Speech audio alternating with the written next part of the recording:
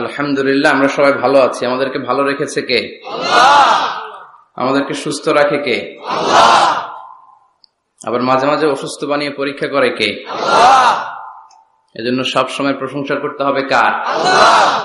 সকালবেলা আল্লাহ, আওয়াজ করে বলেন, সকালবেলা আল্লাহ, বিকেলবেলা আল্লাহ, রাত্রিবেলা আল্লাহ, খাওয়ার সময় আল্লাহ, ঘুমানোর সময় আল্লাহ, ভোট দেওয়ার সময় আল্লাহ।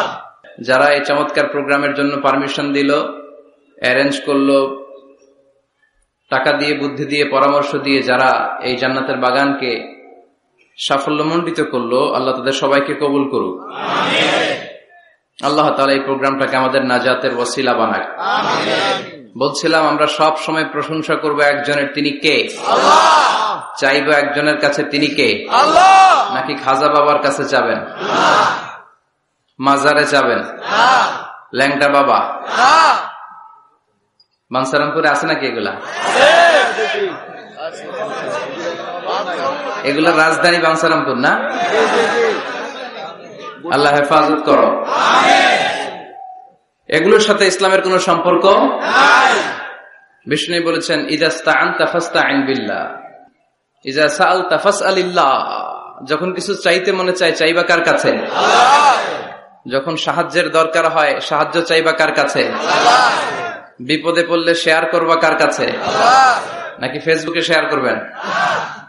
ফেসবুকে শেয়ার করবেন না? আমরা বিপদে পড়লে সবার আগে ফেসবুকে শেয়ার। আসলে শেয়ার করা দরকার কার কাছে? আল্লাহর। কারণ তিনি অফুরন্ত ধনভাণ্ডারের মালিক, তার কোনো কমতি নাই, ঘাটতি নাই। হাদিসে কুদসিতে এসেছে, ইয়া ইবাদি লাউ আন্না আউওয়ালাকুম ওয়া আখিরাকুম ওয়া ইনসাকুম ওয়া জিন্নাকুম কামু আলা সাঈদিন ওয়াহিদ। পৃথিবীর সব মানুষগুলো যদি এক ময়দানে দাঁড়িয়ে আল্লাহর কাছে চাওয়া শুরু করে, আল্লাহ আমার এটা দাও, সেটা দাও, একের পর এক আল্লাহর কাছে চাইতে থাকে, আর আল্লাহ যদি সব বান্দাদের মনের সব আকুতি পূরণ করে দেয়, সবও দিয়ে দেয়, আল্লাহর ক্ষমতার, আল্লাহর প্রাচুর্যের, আল্লাহর ধনভাণ্ডারের 1 ইঞ্চিও কমবে না। এজন্য বিপদে পড়েছেন, চাইবেন কার কাছে? আল্লাহ। ছেলে হয় না, চাইবেন কার কাছে? আল্লাহ। খাজা বাবার কাছে চাওয়া যাবে না তো? কেউ ফিরে না খালি হাতে, খাজারে তোর দরবারেতে, বলে না এগুলা? এগুলো বলা যাবে না। চাইতে হবে একজনের কাছে, তিনি কে? আল্লাহ।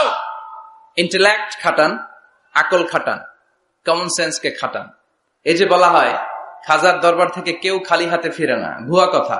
অনেকে দামি ঘড়ি পরে যায়, পরে ঘড়ি চুরি হয়, খালি হাতে ফিরে। পকেট ভর্তি টাকা নিয়ে যায়, টাকা চুরি হয়ে যায়, খালি পকেটে ফিরে।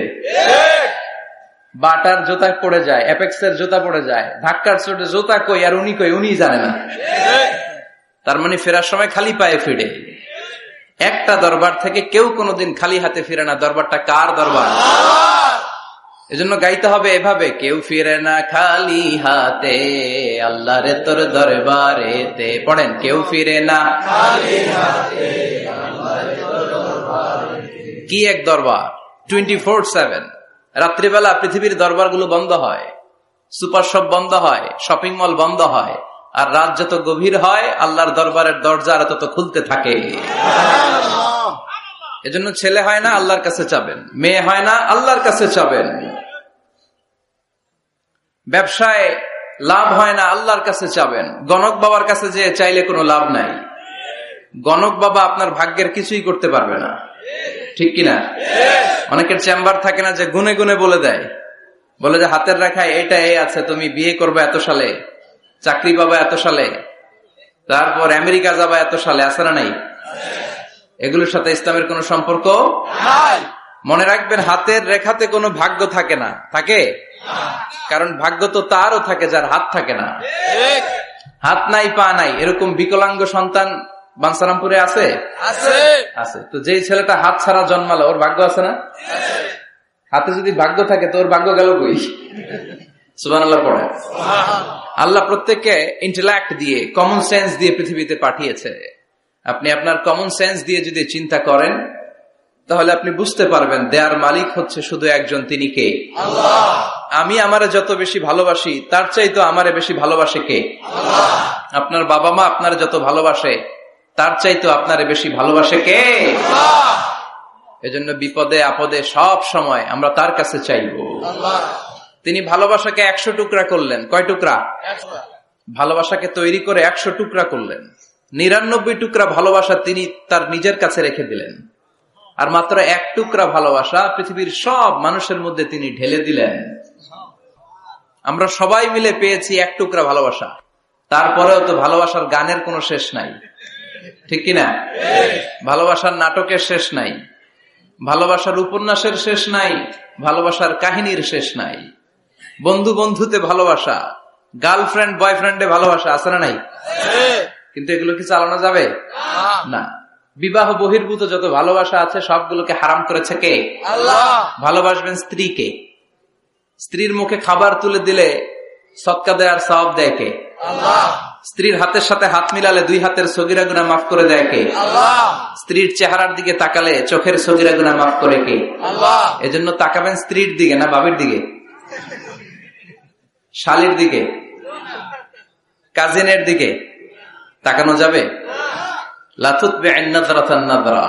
এক নজর ভুল করে কোন নারীর দিকে এট এ গ্ল্যান্সে পড়ে যেতেই পারে।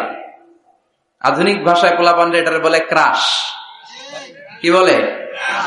তার মানে প্রথম ক্রাশ এটা মাফ করে দিবে কে? আল্লাহ। কিন্তু দ্বিতীয় ক্রাশ ওইটা মাফ হবে না। সাইয়েদনা আলীকে বিষ্ণু বললেন, ইয়া আলী লা তুতবি'আন নাযরাতান নাযরা। আলী, 1 নজর যদি ভুল করে কোনো বেগানা নারীর দিকে পড়ে যায় চোখটা নামাও। Lower your gaze, lower your eyesight. চোখ নামাও, তাকিও না আবার। প্রথম নজর তোমার জন্য ক্ষমা, দ্বিতীয় নজর তোমার জন্য গুনাহ। প্রথমে নজর পড়েছে, চোখ নামিয়েছেন, ক্ষমা করবে কে? আল্লাহ। আবার তাকালেন, আবার তাকালেন, বারবার তাকানোর কারণে গুনাহ আছে না নাই? এজন্য প্রথম নজর ক্ষমা, দ্বিতীয় নজর গুনাহ। অনেকে কৌশল করে বলে প্রথম নজর যেহেতু ক্ষমা, 1 নজরে আধা ঘন্টা তাকিয়ে থাকবো। এরকম কৌশল করা যাবে? সব কৌশলের বড় কৌশলী কে? আল্লাহ।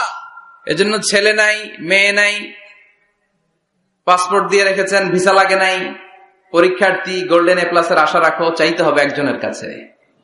কোন গণক বাবা, কোন সাধু বাবা, কোন পীর বাবার কাছে গেলে কিছু পাওয়া যায় না। কারণ পীর সাহেব রাত্রেবেলা নিজেও কান্দে কার কাছে? ঠিক কিনা? এজন্য আমরা আল্লাহর কাছে চাইবো। আল্লাহ ভালোবাসাকে 100 টুকরা করে নিজের মধ্যে 99 টুকরা ভালোবাসা রেখে দিলেন, আর পৃথিবীর সবার মধ্যে 1 টুকরা ভালোবাসা ভাগ করে দিলেন। ওই 1 টুকরার ছিটে ফোটা লক্ষ লক্ষ নবীরা পেয়েছে, আগের উম্মতেরা পেয়েছে, এই জামানার লোকেরা পেয়েছে, আমি পেয়েছি, উনি পেয়েছে, উনি, আমরা সবাই মিলে 1 ভাগ। আর ওনার মধ্যে কয় ভাগ? তাহলে ভালোবাসা ওনার বেশি না কম?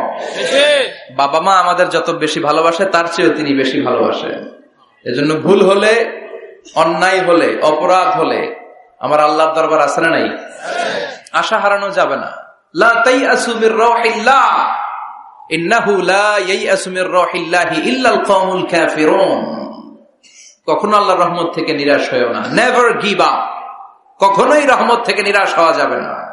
আপনি কত গুনাহ করেছেন, কত পাপ করেছেন, কত অন্যায় করেছেন, কয় ওয়াক্ত নামাজ আপনি ছেড়েছেন, কয়টা মিথ্যাই বা আপনি বলেছেন।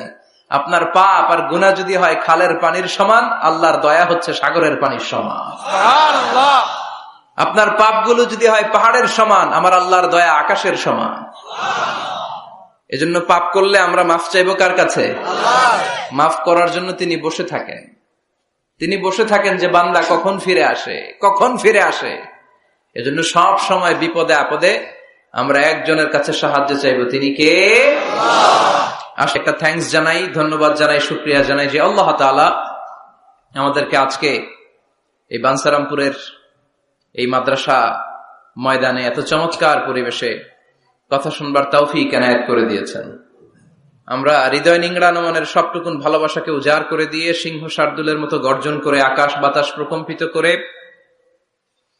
মন প্রাণ বুক মুখ একসাথে করে দেহের সবটুকুন শক্তি গলার মাঝ বরাবর এনে চিৎকার করে পড়বো কালিমাতুশ শুকর আলহামদুলিল্লাহ। পড়েন রব্বানা লাকাল হামদ। حمدا كثيرا طيبا مباركا فيه يا ربي لك الحمد كما ينبغي لجلال وجهك وعظيم سلطانك لك الحمد بالإيمان لك الحمد بالإسلام لك الحمد بالقرآن প্রশংসা করলাম কার? আল্লাহর প্রশংসা করতে ভালো লাগে? সবার ভালো লাগে?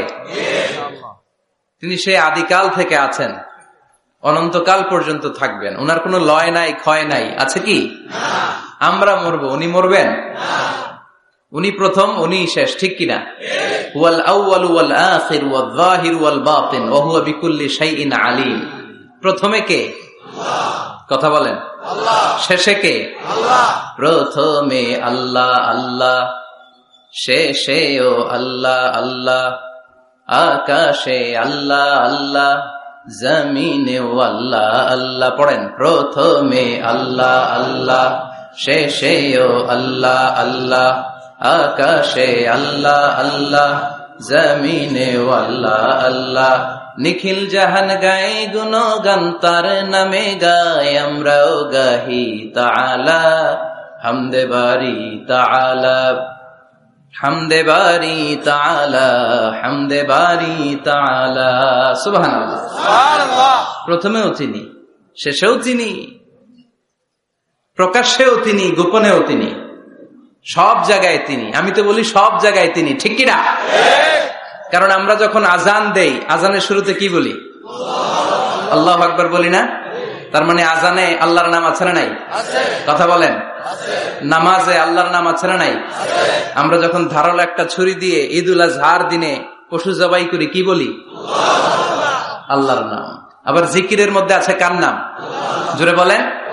তার মানে আজানে আল্লাহ আল্লাহ, একামাতে আল্লাহ আল্লাহ, কোরবানিতেও আল্লাহ আল্লাহ, জিকিরেও আল্লাহ আল্লাহ। পড়েন, আজানে আল্লাহ আল্লাহ, একামাতে আল্লাহ আল্লাহ, কোরবানিতেও আল্লাহ আল্লাহ, জিকিরেও আল্লাহ আল্লাহ। নিখিল জাহান গাই গুণগান তার নামে গায়, আমরাও গাহি তাআলা হামদে বারি তাআলা, হামদে বারি তাআলা, হামদে বারি তাআলা।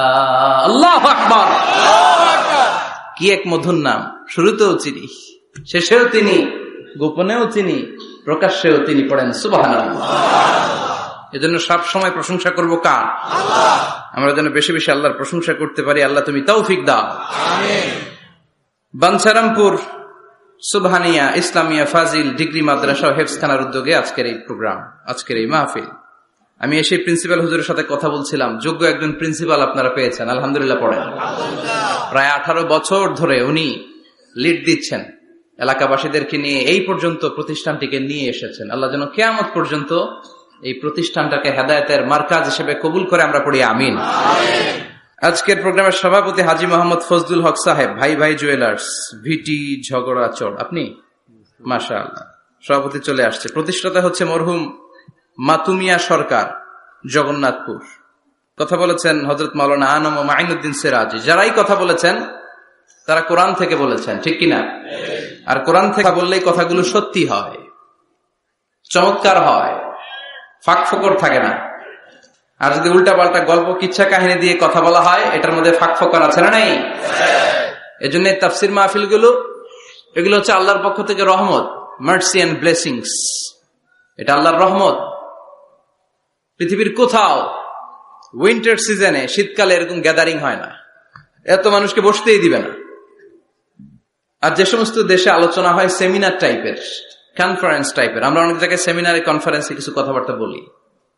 আবার অনেক জায়গায় শর্ট তাজকিরা হয়, very short Tazkira for 20 minutes or 15 minutes, 15-20 মিনিটের ছোট্ট আলোচনা। স্পিকারও চলে যায়, শ্রোতারাও চলে যায়। কিন্তু এই যে আসর থেকে শুরু করে মাগরিব, মাগরিব থেকে এশা অবধি রাত 10টা-11টা পর্যন্ত, এই যে শীতের রাতে মাঠে ঘাটে তাফসীর প্রোগ্রামের যে অ্যারেঞ্জমেন্ট, এটা আমার দেশ বাংলাদেশ ছাড়া আর কোথাও কি আছে? কথা বলেন। এই জন্য তাফসীর প্রোগ্রামগুলোকে আমাদের সফল করতে হবে। ভবিষ্যতেও যদি কোনো তাফসিরুল কোরআনের ডাক আসে, এসে উপস্থিত হয়ে সফল করতে রাজি আছেন তো? রাজি আছেন? কারণ এখানে কোরআন থেকে কথা হয়। কোরআনের আওয়াজকে কেউ স্তব্ধ করে দিতে পারে? এক জায়গায় তাফসির মাহফিল বন্ধ হলে আরো 10 জায়গায় সুযোগ আছে না নাই? কারণ আল্লাহর ওয়াদা যে আল্লাহ কোরআনের বাণীকে ছড়িয়ে দিবে। বিশ্বনবীকে আল্লাহ তাআলা পুরা পৃথিবীটাকে ছোট্ট করে কনসাইজ এন্ড প্রিসাইজ করে মিনিয়েচার করে বিশ্বনবীকে দেখিয়েছেন, মুহাম্মদ দেখো, this is Asia, this is America, this is Africa. পুরো মহাদেশ গুলো দেখিয়েছেন, গোটা বিশ্বটাকে বিশ্বনবীর কাছে ছোট করে দেখিয়েছেন। আর বিশ্বনবী বলেছেন, যত দূর জায়গা আমি দুচোখ দিয়ে দেখেছি তত দূর জায়গায় কালিমার বাণী পৌঁছে যাবে। পৃথিবীর কোন অপশক্তি কোরআনের আওয়াজকে থামিয়ে দিতে পারবে না। ওয়ালা বাইতা ওয়াবার ওয়ালা মাদার, কোন ছনের ঘর, পাকা ঘর, টিনের ঘর, জঙ্গল, পাহাড়, পর্বত, এমন কোন জায়গা থাকবে না যে জায়গা থেকে আল্লাহু আকবার ধ্বনি উচ্চারিত হবে না। চিল্লা এখন ঠিক কিনা? এজন্য ইসলামের পক্ষে থাকলে লাভ না লস? আর ইসলামের বিপক্ষে গেলে সব শেষ, দুনিয়াও বরবাদ, আখিরাতও বরবাদ। এজন্য আমরা যেন সব সময় ইসলামের পক্ষে থাকতে পারি, আল্লাহ তৌফিক দাও। আর জোরে পড়েন আমিন। আমরা যে বইটা থেকে আজকে কয়েক মিনিট কথা শুনবো, বইটার নাম কি? তাফসির মাহফিলের একমাত্র সিলেবাস আল কোরআন, ঠিক কিনা?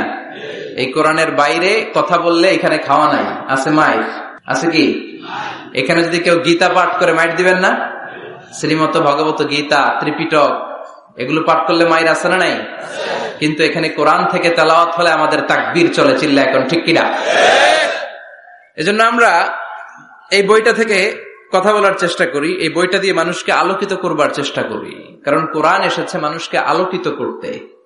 কোরআনের আরেক নাম হচ্ছে নূর। কোরআনের আরেক নাম কি? নূর মানে লাইট।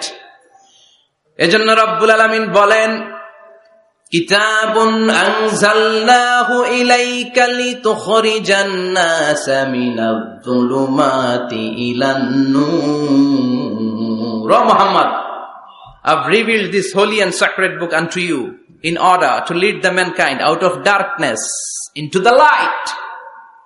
ও নবী, কেন এই কোরআন পাঠালাম জানো নাকি? শোনো, অন্ধকারাচ্ছন্ন মানুষগুলোরে আলোর পথে নিয়ে যাওয়ার জন্য, বামপন্থী গুলারে ডানপন্থী বানানোর জন্য, জাহান্নামী গুলারে জান্নাতে পাঠানোর জন্য। পড়েন ঠিক কিনা? কোরআন পড়লে কেউ বামপন্থী থাকতে পারে না, পারে? জাহান্নামী থাকতে পারে না, পারে? অন্ধকারে থাকতে পারে না। তাকে আলোর পথ দেখায় কে? কারণ কোরআন নিজেই তো আলো। হেরার গুহা থেকে বিশ্বনবী আলো নিয়ে এসেছেন, গোটা বিশ্বটাকে আলোকিত করে দিয়েছেন। Up to the day of judgement, কিয়ামত পর্যন্ত এই আলো ছড়াতেই থাকবে, ছড়াতেই থাকবে, ছড়াতেই থাকবে। কারো মুখের ফুৎকারে আলো কখনো নিভে যাবে না। চিল্লা এখন ঠিক কিনা? অনেকে চায় কোরআনের আওয়াজকে মাটির নিচে পুঁতে ফেলতে,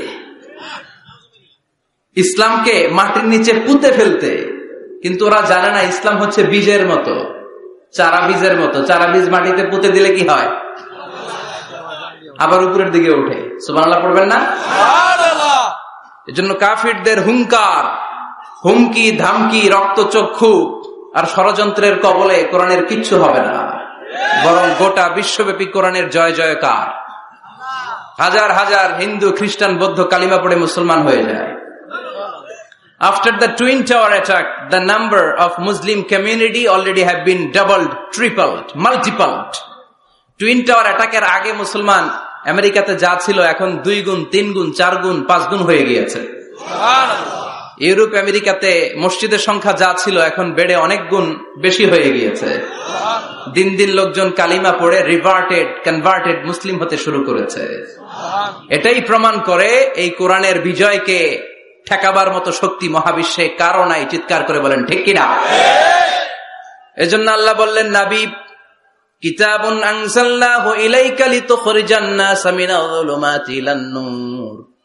এই কিতাবটাকে আমি দিয়েছি অন্ধকারাচ্ছন্ন মানুষগুলোকে এই কিতাবের আলোকে আপনি আলোকিত করে দিবেন। জাহিলি যুগে ওমরকে আপনি গোটা বিশ্বের সেরা ওমর বানাবেন। যে ওমর বিশ্বনবীর কল্লা কাটার জন্য তলোয়ার নিয়ে বিশ্বনবীর কাছে এসেছিল, ওই ওমরকে ইসলামের ছায়াতলে এনে ইসলামের খলিফা বানিয়ে দিয়েছে কে? তাইলে ইসলামের আগের ওমর পরের ওমর পার্থক্য আছে না নাই? ওমরের জীবনটাকে আলোকিত করেছে যেই পুস্তকটা, যে বইটার নাম সবাই বলেন কি নাম? এই বইয়ে কোনো ভুল আছে? সন্দেহ আছে? সংশয় আছে? This is the book whereof there is no doubt in it, no suspicion in it. There is no doubt in it, and a guidance to those who are muttaqeen, who are Muslimin, who are the believers. এই কোরআনে কোনো ভুল নাই, কোনো সন্দেহ নাই। মুত্তাকিনদের জন্য আল্লাহ তাআলা হেদায়েতের মেথোডোলজি করে এই বইটাকে পাঠিয়েছেন। পড়েন সুবহানাল্লাহ। এই বইটা এমন বই যে বইটা ১৫০০ বছর পর্যন্ত আমাদের সমাজে, জীবনে, ফ্যামিলিতে লেগে যাওয়া যত জট ছিল সব জটগুলোকে খুলে সমাধানের আলো দেখিয়েছে। বলেন ঠিক কিনা? This book is a problem solving methodology. এই বইটা সমস্যার সমাধান করে দেয়, জট খুলে দেয়, ঝামেলার নিরসন করে দেয়। নাকি কোরআন জট লাগায়? নাকি পেস লাগায়? পেস লাগায় না খোলে? তার মানে সব সমস্যার সমাধান দিতে পারে। সমাধান চাও যদি জীবনে, মরণে ফিরে যাও, খুঁজে নাও, চোখ রাখো কোরআনে। চোখ রাখবেন কোথায়? না এটিএন বাংলার পর্দায়, জি বাংলার পর্দায়, স্টার জলসা, কিরণমালা, কোথায় রাখবেন? সবাই পড়েন। সমাধান চাও যদি জীবনে, মরণে ফিরে যাও, খুঁজে নাও, চোখ রাখো কোরআনে। If you want the solution this dunya and akhirah, go back, have a look to the holy Quran. Subhanallah. Go back, have a look to the holy Quran. যাও তোমার চেয়ারে বসো, হেলান দিয়ে বইটা খোলো আর চোখ বোলাও। তোমার সমস্যার সমাধান এনে দিতে পারে কে? আল্লাহ। এজন্য এই কিতাবটা এমন কিতাব, এই কিতাব থেকে প্রেসক্রিপশন না নিলে সমাজটা সুন্দর হবে না। এই কিতাব থেকে প্রেসক্রিপশন না নিলে জীবনটা সুন্দর হয় না।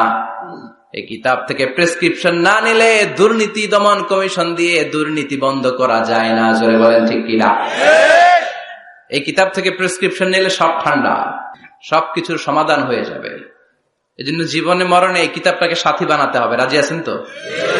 নাকি শুধু তাফসির মাহফিলে বয়ান শুনে শেষ? কোরআন তেলাওয়াত করতে রাজি আছেন তো?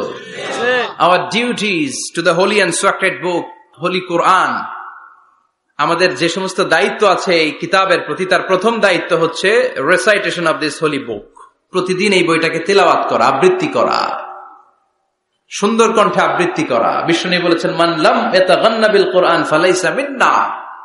যে সুন্দর কণ্ঠে কোরআন তেলাওয়াত করে না সে আমার উম্মত হতে পারে না। এজন্য কোরআন তেলাওয়াতের দরকার আছে না নাই? কোরআন তেলাওয়াত করেন তো? কিয়ামতের দিন কোরআন যদি আমাদের বিরুদ্ধে দাঁড়ায়, জান্নাতের দরজা খুলবে না আটকে যাবে? এজন্য প্রথমত প্রতিদিন আমরা কোরআনের তেলাওয়াত করব। রাজি আছেন? মনে থাকবে? যারা কোরআন জানেন না, হুজুর কোরআন শিক্ষার আসর একটা করবেন সান্ধ্যকালীন রমজান মাসে। মুরব্বীরা, বয়স্করা যারা কোরআন পড়তে পারে না তারা এখানে এসে কোরআন শিখবেন। রাজি আছেন তো? আমরা কোরআন জেনে বুঝে মরতে চাই। রাজি আছেন? কোরআন শিখলেও লাভ, শিখাইলেও লাভ। খায়রুকুম মান তাআল্লামাল কুরআনা ওয়া আল্লামা। The best person among you who reads Quran by himself and teaches it to others. সবচেয়ে সেরা আল্লাহর কাছে সে যে নিজেও কোরআন পড়ে অন্যেরও পড়ায় দেয়। আপনি যদি কাউকে শুধু সূরাতুল ফাতিহাটা শিখিয়ে দেন, সে সারা জীবনের নামাজে যত সূরা ফাতিহা পড়বে তার সওয়াব তো তার থাকবেই, ওইটার একটা পার্সেন্টেজ সওয়াব আপনার আমলনামায় আছে না নাই? কি এক কিতাব, এক অক্ষর পড়লে 10টা নাকি। সুবহানাল্লাহ বাড়িতে যায় বললেন, এক আয়াত পড়লে জান্নাতের বিল্ডিং এক এক তলা করে লম্বা হতে থাকে। তেলাওয়াত নিজ কান দিয়ে ঠান্ডা মাথায় শুনলে আকাশ থেকে রহমতের ঝিরি ঝিরি বাড়িধারা নামতে থাকে। অন্যকে শিখাই দিলে আল্লাহর কাছে শ্রেষ্ঠ লোকদের তালিকায় নাম চলে যায়। এজন্য কোরআনের সাথে অ্যাটাচমেন্ট উইথ দ্য হোলি কোরআন বাড়ানোর দরকার আছে না নাই? কোরআনের প্রতি আমাদের আরেকটা দায়িত্ব হচ্ছে টু মেমোরাইজ দ্য হোলি বুক কোরআন। কোরআনকে মুখস্থ করা। অনেকে মনে করে যারা হেফজখানায় পড়ছে এদেরই দায়িত্ব কোরআন মুখস্থ, এরাই করবে না।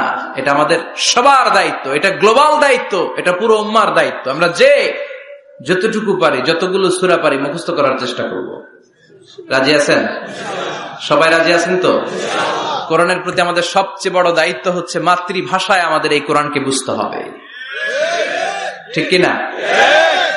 আল্লাহ কি বলছেন, কি আমাদেরকে জানাতে চাইলেন, সব আল্লাহ বলে দিয়েছেন এই কোরআনে। নতুন করে আল্লাহ আকাশ থেকে কিছু আর পাঠাবে? সব সমাধান এই বইয়ের ভিতরে দিয়ে দিয়েছে। তো আল্লাহ কি সমাধান দিলেন, কি রোড ম্যাপ দিলেন, কি কর্মসূচি ঘোষণা করলেন, জানার দরকার আছে না নাই? এজন্য কোরআনের বঙ্গানুবাদ পড়বেন।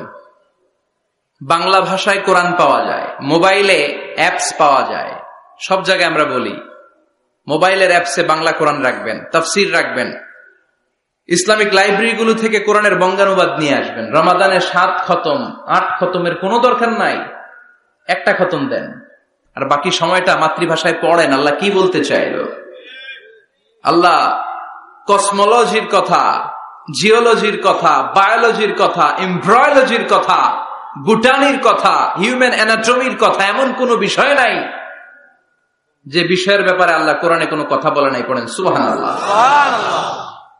এজন্য মাতৃভাষায় কোরআন বুঝতে হবে। প্রতিদিন একটা করে আয়াত হলেও আমরা কোরআনের বাংলা অনুবাদ পড়ার চেষ্টা করব। রাজি আছেন? বানসারামপুরের ভাইরা সবাই রাজি? বাংলায় কোরআন পড়বো। কোন ভাষায়? সবাই রাজি তো? আওয়াজ করে পড়েন ইনশাআল্লাহ। আল্লাহ তুমি কবুল করো, আল্লাহ তুমি বরকত দাও। সম্মানিত ভাইয়েরা, আমি আপনাদের খেদমতে কোরআনের ছোট্ট একটা সূরা তেলাওয়াত করেছি। আসুন এই সূরার আলোকে কিছু কথা এই চমৎকার রজনীতে আমরা শুনবার চেষ্টা করি। এই সূরাটি মাক্কি সূরা, কোরআনের 102 নম্বর সূরা। সূরাটির নাম সূরাতুত তাকাসুর। সূরাটির নাম কি? আত-তাকাসুর। ছোট্ট সাইজের একটি সূরা, অনেকের মুখস্থ আছে না নাই? বিশ্বনবী একবার রাত্রিবেলা সাহাবাদেরকে বললেন, তোমাদের মধ্যে কে আছো রাতের বেলা 1000 কোরআনের আয়াত পরে বিছানায় ঘুমোতে যাবা? হাত তোলো। কেউ হাত তোলে না। অমি 1000 আয়াত কি বাড়ির কাছের কথা? কথা বলেন। বিশ্বনবী বললেন, কে আছো তোমাদের মধ্যে রাত্রিবেলায় বিছানায় ঘুমোতে যাওয়ার আগে 1000 কোরআনে কারীমের আয়াত তেলাওয়াত করে ঘুমাতে যাবা? দাঁড়াও। কোন সাহাবী দাঁড়ায় না। বিশ্বনবী ডানে তাকায়, বায়ে তাকায়, সামনে তাকায়, কেউ হাত তোলে না। বিশ্বনবী বললেন, ও সাহাবারা, এবার বলো তোমাদের মধ্যে কে কে আছো সূরাতুত তাকাসুর পরে রাত্রে বিছানায় ঘুমোতে যেতে পারবা? এবার সব হাত উঠে গেছে। সুবহানাল্লাহ পড়েন। বিশ্বনবী বললেন, তোমাদের মধ্যে যদি কেউ রাত্রিবেলা একবার সূরাতুত তাকাসুর তেলাওয়াত করে বিছানায় ঘুমোতে যাও, আমল নামায় 1000 আয়াত তেলাওয়াতের সওয়াব দিয়ে দিবে কে? চিৎকার করে আল্লাহু আকবার। একবার রাতে পড়বেন, 1000 কোরআনের আয়াত তেলাওয়াতের সওয়াব আমল নামায় চলে যাবে। পড়েন আলহামদুলিল্লাহ।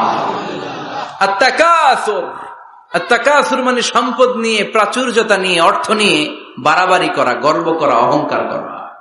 সাহাবাদের মধ্যে 2টা গ্রুপ, কথা বলতে বলতে কথার পিঠে কথা, কথার নাম লতা, ঠিক কিনা? কথা বলতে বলতে ঝগড়া লেগে গিয়ে 2 গ্রুপ। এক গ্রুপ বলে আমরা বেশি সম্মানিত, আরেক গ্রুপ বলে তোরা না আমরা। একদল বলে আমাদের ওটের সংখ্যা বেশি, তোমাদের এত ওট নাই। আরেক দল বলে আমাদের ছাগলের সংখ্যা বেশি, তোমাদের এত ছাগল নাই। আরেক দল বলে আমাদের দলে নেতা খেতার সংখ্যা বেশি, তোদের দলে কোনো নেতা নাই। এই কথা নিয়ে ঠেলাঠেলি আছে না নাই? তার মানে সাহাবারা দুনিয়ার ভোগের সামগ্রী, দুনিয়ার সম্পদ, ক্ষমতা নিয়ে পরস্পর ঝগড়া শুরু করে দিল। সাহাবীদের সাথে বিষয়টা মানায় না। সাহাবীদেরকে শিক্ষা দেওয়ার মাধ্যমে গোটা বিশ্বের জন্য আল্লাহ মেসেজ হিসেবে ওই মুহূর্তে সূরাটা নাজিল করে বললেন, আলহাকুমুত তাকাসুর হাত্তা যুরতুমুল মাকাবির। পড়েন আল্লাহু আকবার। আল্লাহ বললেন, আলহাকুমুত তাকাসুর, সম্পদের প্রাচুর্য তোমাদেরকে পাগল বানিয়ে দিয়েছে। হাত্তা যুরতুমুল মাকাবির, এই সম্পদের প্রাচুর্যতার কথা, মোহের কথা তোমরা বলতে পারবে না যতক্ষণ না তোমরা কবরে যাবা। কই যাবা? কথা বলেন।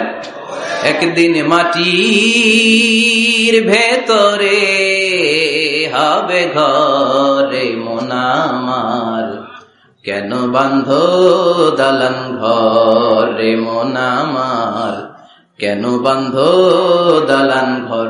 একদিন মাটির ভেতরে হবে ঘর, এই মন আমার কেন বান্ধ দালান ঘর।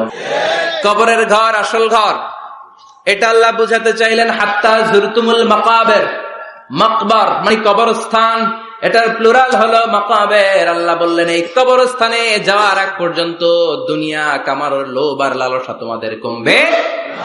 আল্লাহকুমুত তাকাসুর, দুনিয়ার প্রাচুর্যের লোভে পড়ে মোহে পড়ে তোমরা পাগল হয়ে গিয়েছো।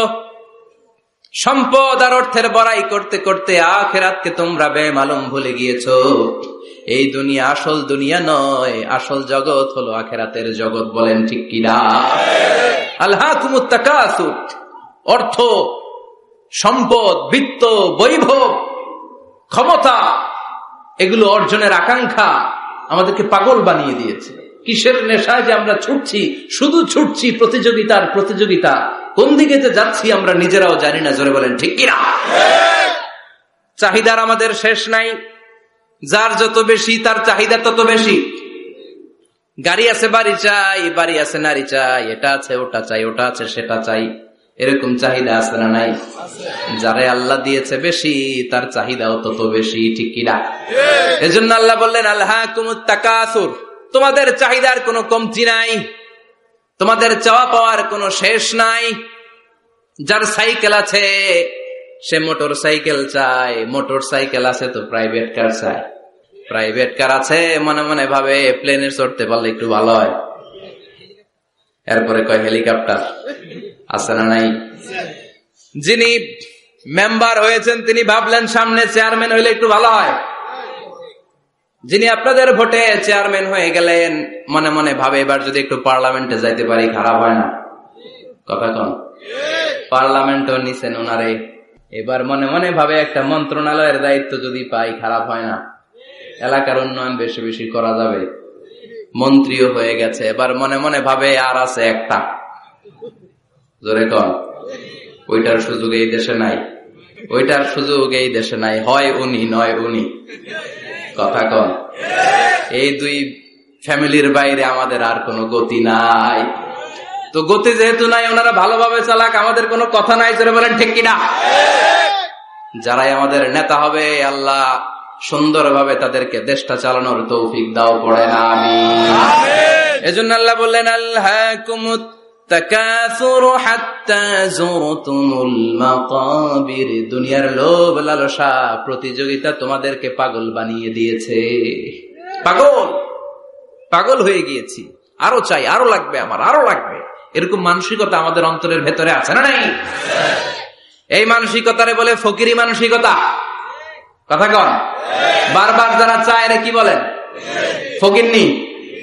জুমার দিন জুমার নামাজের পরে 5 টাকা দিলেন, দেখবেন আপনারটা থাপা দিয়ে দৌড়ে আরেকজনের কাছে যায়, ওনারটা নিয়ে আবার আরেকজনের কাছে যায়। যেদিকে এই টাকা দেয় ওইদিকে উনি আসে না নাই? কারণ নাম হলো ফকির। নাম কি? আমরা সবাই এরকম ফকির। ধনী হলো একজন, তিনি কে? ইয়া আইয়ুহান নাসু আনতুমুল ফুকারাউ ইলাল্লাহ ওয়াল্লাহু হুয়াল গনিয়ুল হামিদ। আল্লাহ বললেন গোলাম তোরা সবাই ফকিরের বাচ্চা। আমরা কি? ওই যে কয় না ফকিরের বাচ্চা কইতে প্রেস্টিজে লাগে, কিন্তু কোরআনে কিন্তু আল্লাহ কয়ে দিচ্ছে আনতুমুল ফুকারা ইলাল্লাহ, তোমরা সবাই আল্লাহর দিকে ফকির। কারণ আমরা রাতে দিনে সব সময় বিপদে পড়লে চাই একজনের কাছে, তিনি কে? অসুস্থ হলে কাঁদি একজনের কাছে, তিনি কে? তুফান হইলে, বন্যা হলে একজন রে ডাকি, তিনি কে? বানসারামপুর তুফান হয় না? বন্যা হয় না? সিডর হয় না? কারা ডাকেন? দেখবেন তুফান হইলে মুসলমানরা যেমনি ডাকে, হিন্দুরাও ডাকে, বৌদ্ধরাও ডাকে, নাস্তিকরাও নাস্তিকতা ভুলে যায়, তখন জিকির চলে একজনের, তিনি কে? আমি বরিশালে গিয়েছিলাম বাসে করে, ফিরে আসছি লঞ্চে। এই একবার সাগরের ভেতরে, নদীর ভেতরে তুফানে পড়েছি। সেই দিন চিনতে পেরেছি আল্লাহ কারে কয়। কারণ আমি শহরে বড় হয়েছি, সাঁতার জানি, স্বাভাবিক সাঁতার, এদিকে ফালাইলে ওদিকে যাইতে পারবো, কিন্তু নদী কি সাঁতরে পারাইতে পারবো? কথা কন। প্রচন্ড তুফান, সদরঘাটে ভিড়তে আর 2 ঘন্টা বাকি। জাহাজ টলমল শুরু করেছে। এবার দেখলাম জাহাজের ভেতরে যত মহিলাগুলা আছে সব চিল্লায় আর ডাকে কারে? হিন্দুগুলাও ডাকে কারে? বৌদ্ধগুলাও ডাকে কারে? হঠাৎ করে তুফান থেমে যায়, আবার ধাক্কা মারে, আবার চিল্লান, আছে না নাই? সবার মুখে এক আওয়াজ, বাঁচাও। আমি বললাম, কে বাঁচাইবো? হুজুর আমনে, আমনে দোয়া কালাম পারেন, আমনে বাঁচান। আমি কইলাম, আমারে বাঁচাইবো কেডা? আল্লাহ ছাড়া বাঁচানোর কেউ নাই। এজন্য আল্লাহ বললেন, আল্লাহকুমুত তাকাসুরু হাত্তা যুরতুমুল মাকাবির। তোমরা সম্পদের লোভে, দুনিয়ার লোভে পাগলের মতো হয়ে গিয়েছো। ফকিরদের যেই স্বভাব, সেরকম স্বভাব তোমাদের মধ্যে ঢুকেছে। ঠিক কিনা? আরো চাই, আরো লাগবে, আরো দাও, সব খামু, সব আমার। পেটটা এতটুকু, হ্যাঁ সব খাইব। পেট কদ্দুর, কিন্তু বলে কি সব খাবো। আনলিমিটেড ডিমান্ড, শেষ নাই। প্রতিযোগিতার পর প্রতিযোগিতা। উনার কত টাকা, আমার টাকা তার চেয়ে বেশি লাগবে। ওর বাড়ি কয়টা, আমার বাড়ি আর কয়েকটা বাড়ানো লাগবে। ওর বিল্ডিং যদি হয় 5 তলা, আমার লাগবে 6 তলা। কিন্তু উনি তাহাজ্জুদ পড়ে, আমারও তাহাজ্জুদ পড়া লাগবে। এই টেনশন আছে নাকি? কথা বলেন। ওনার বাড়ি 5 তলা, আমারটা লাগবে 8 তলা। বিষ্ণু বলেছেন, one of the minor sign before the day of judgment, people will start to compete to construct high-rise buildings. কিয়ামতের আগে লোকজন বড় বড় বিল্ডিং বানানোর প্রতিযোগিতা শুরু করে দিবে। وأن ترى الحفاة العراة العالة رياء الشاء يتطاولون في البنيان. বিষ্ণু বললেন, তোমরা দেখবে এমন কিছু লোক সমাজের গরিব ছিল, পায়ে দেওয়ার মতো জুতা ছিল না, গায়ে দেওয়ার মতো জামা ছিল না, পেটে দেওয়ার মতো খাবার ছিল না, হু হু করে তারা বড় লোক হয়ে গিয়েছে। আর সমাজের এদিকে সেদিকে আনাচে কানাচে বিল্ডিং বানানোর প্রতিযোগিতা করতে শুরু করেছে। আছে না নাই? বানসারামপুরে মুরব্বী যারা আছেন একটু বলেন তো, আজ থেকে 20 বছর আগে এরকম এত বিল্ডিং, টাওয়ার, ফাউন্ডেশন ছিল? কুমিল্লা শহরে, চট্টগ্রামে, ঢাকায় আজ থেকে 20 বছর আগে এখন যেমনি টাওয়ার বানানোর প্রতিযোগিতা এগুলো ছিল? কথা বলে। তার মানে এগুলো কিয়ামতের আলামত। একটার পর একটা। একজন বানায় 100 তলা, আরেকজন বানায় 150 তলা, আরেকজন বলে না আমারটা বানাইতে হবে 200 তলা। আছে না নাই? জেদ্দাতে এবার হজে জেদ্দায় দেখলাম যে সবচেয়ে বড় টাওয়ারটা কাজ এখনো শেষ হয় নাই। 19 সালে খুব সম্ভব ওরা কমপ্লিট করতে পারবে। গত 5 বছর ধরে চালাইয়েই যাচ্ছে। কিংডম টাওয়ার 1000 মিটার উঁচু। হিসাব বুঝেন তো? 1000 মিটার মানে কয় কিলোমিটার? 1 কিলোমিটার। একটা বিল্ডিং যদি 1 কিলোমিটার উঁচা হয়, এটার সামনে যে তাকাতে পারবেন? টুপি পরে যাবে না পিছনে? কথা বলেন। 1 কিলোমিটার উঁচু দি কিংডম টাওয়ার, সৌদি আরবের জেদ্দা নগরীতে অবস্থিত। আরেকটা আছে দুবাইতে, বুর্জ আল খলিফা, 818 মিটার উঁচু। কিংডম টাওয়ার হচ্ছে 170 তলা, আর বুর্জ আল খলিফা 163 তলা। কাবা ঘরের পাশে আরেকটা টাওয়ার আছে, জমজম টাওয়ার। এটার দিমাক্কা রয়্যাল ক্লক টাওয়ার বলে। হাজী সাহেবরা দেখে আসছেন না? বড় একটা ঘড়ির মনোগ্রামও আছে। এটা 120 তলা। কয় তলা? 120 তলা। চায়নাতে একটা আছে সাংহাই টাওয়ার। তাইওয়ানে একটা আছে দি টাইপেরাং 101, 101 তলা। আমি যেখানে পিএইচডি করি, বছরের বেশিরভাগ সময় থাকি, মালয়েশিয়াতে একটা আছে। আমরা শপিং করতে গেলে মাঝে মাঝে ওখানে যাই। 2 ভাইয়ের মতো দাঁড়ায় আছে, পেট্রোনাস টুইন টাওয়ার। স্থানীয়রা এটারে বলে KLCC। 41st 42nd ফ্লোরে একটা ব্রিজ আছে। এই টাওয়ার থেকে ওই টাওয়ারে যাওয়া যায়। ইয়াতাতাওয়ালুনা ফিল বুনিয়ান, বিল্ডিং বানানোর প্রতিযোগিতা। অমিয়া কিয়ামতের দিন ইসরাফিলের সিঙ্গার ফুৎকারে ইদা জুলজিলাতিল আরদু জিলজালাহা, একটা ভূমিকম্প যে তৈরি হবে, গোটা বিশ্বে যে একটা ভূকম্পন হবে, ওই ভূকম্পনের চোটে একটা টাওয়ারও টিকে থাকবে নাকি? থাকবে। এজন্য আল্লাহ বললেন, আল্লাহকুমুত তাকাসুরু হাত্তা যুরতুমুল মাকাবির। দুনিয়ার সম্পদ, লোভ, লালসা, এই সম্পদের প্রতি আকাঙ্ক্ষা তোমাদেরকে গাফেল বানিয়ে দিয়েছে। এই গাফলতি তোমাদের কমবে না, থামবে না। হাত্তা যুরতুমুল মাকাবির, যতদিন না কবরে যাও। কবরে না যাওয়া পর্যন্ত এই খাই খাই নাই নাই এই মানসিকতা তোমাদের থেকে কশিন কালেও যাবে না। চিৎকার করে বলেন, কথাটা কার? এজন্য আল্লাহ বললেন সম্পদ তোমাদেরকে পাগল বানিয়ে রেখেছে, সম্পদের পাহাড় মানুষ গড়তে চায়। আরব বিশ্বের ধনকুবেরদের সম্পদের তালিকা দেখলে আপনি অবাক হবেন। প্রিন্স ওয়ালিদ বিন তালাল, বর্তমান যেটা আছে এমবিএস বলে ওরে সংক্ষেপে এমবিএস, মোহাম্মদ বিন সালমান, সম্পদের কোনো অভাব নাই। ওয়ালিদ বিন তালাল আরেক ধনকুবের, আগের বাদশাহ আব্দুল্লাহর ভাগিনা। তার একটা প্লেন আছে, পার্সোনাল জেট প্লেন। এই প্লেনটার 70% মেড অফ গোল্ড, 70% স্বর্ণ দিয়ে বানানো। Can you imagine? কল্পনা করতে পারেন? গত 2 বছর আগে আমি ব্রুনাই গিয়েছিলাম একটা প্রোগ্রামে। ব্রুনাইতে আছে পৃথিবীর সবচাইতে বড় প্যালেস, রাজপ্রাসাদ, নাম ইস্তানা নুরুল ইমান। প্রায় 2000 কক্ষ আছে ওই রাজপ্রাসাদের ভেতর। এটার মালিক হচ্ছে ব্রুনাইয়ের বাদশাহ সুলতান হাসান আল বালখিয়া। গ্র্যান্ড হায়াত নামে একটা হোটেল আছে, ওইটার মালিক। ওনার সংগ্রহে 500টা রোলস রয়েস গাড়ি আছে। কয়টা? এক একটা গাড়ির দাম কমসে কম 10 কোটি টাকা। আচ্ছা, একজন মানুষের পুরো ফ্যামিলি নিয়ে চলতে ফিরতে মজমাস্তি করতেও কয়টা গাড়ি লাগে? হ্যাঁ, একটা গাড়ি, 2টা গাড়ি, সর্বোচ্চ 3টা গাড়ি, ঠিক কিনা? সে তার সংগ্রহে 500 রোলস রয়েস গাড়ি রেখেছে। আর Lamborghini, Ferrari, Porsche, Maybach, Bugatti, Range Rover, Volkswagen, BMW, Mini Cooper, Mercedes Benz, এই ব্র্যান্ডের গাড়ির কোনো অভাব নাই। আরো লাগবে তার, আরো লাগবে। কোথায়? রেঞ্জ রোভার বেরিয়েছে নতুন নিউ ব্র্যান্ডের, বিএমডব্লিউ 9 সিরিজ কোথায়? আরো গাড়ি লাগবে। এরকম মানসিকতা আজও আরবের ধনকুবেরদের মধ্যে আছে না নাই? এজন্য আল্লাহ বললেন খবরদার, সম্পদ তোমাদেরকে পাগল বানিয়ে দিয়েছে। আলহাকুমুত তাকাসুর, এই সম্পদের মায়া কোনদিন তোমাদের কমবে না। হাত্তা যুরতুমুল মাকাবির, যতদিন না তোমরা কবরের ভেতরে ঢুকবা। ইসলাম সম্পদ উপার্জন করতে বাধা দেয় না, তবে সেটা হতে হবে হালাল পন্থায়, ঠিক কিনা? কারণ হালালে বরকত দিয়েছে কে? হারামে কোনো বরকত আছে?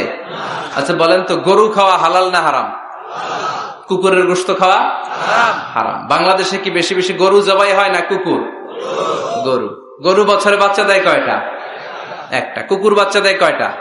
6টা 7টা, অনেকগুলো। তারপরেও বাংলার জমিনে গরু বেশি না কুকুর বেশি? সুবহানাল্লাহ পড়বেন না?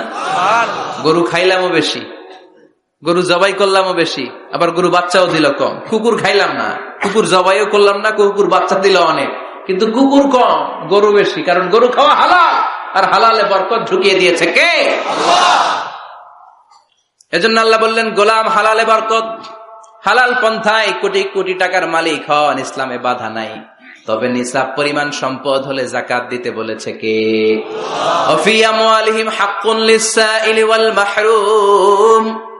তোমার সম্পদের মালিক শুধু তুমি নও, না খেয়ে থাকা সমাজের গরিবদের ওই সম্পদে ভাগ আছে না নাই? অনেকে জাকাতের শাড়ি দেয়, জাকাতের লুঙ্গি দেয়। জাকাতের শাড়ি বলতে, জাকাতের লুঙ্গি বলতে কোনো লুঙ্গি নাই, ঠিক কিনা? জাকাত হচ্ছে এমন পরিমাণে সম্পদ আপনি একজনকে দিয়ে দিবেন, ওই সম্পদ পেয়ে জীবনে আর কোনোদিন যেন তার আরেক জায়গায় জাকাতের টাকা নিতে হাত পাতা না লাগে। কিন্তু জাকাতের শাড়ি দেয়, আছে না নাই? পত্রিকায় বিজ্ঞপ্তি দেয়, আবার ওই শাড়ি আনতে যায় পদপৃষ্ট হয়ে লোকজন মারা যায়। এরকম টাকা আছে না নাই? এজন্য আল্লাহ বললেন খবরদার, সম্পদ উপার্জন করো, কিন্তু নিসাব পরিমাণ সম্পদের মালিক হলে যাকাত দিবা। ওয়াল্লাযীনা ইয়াকনিজুনা الذهب والفضة ولا ينفقونها في سبيل الله فبشرهم بعذاب أليم।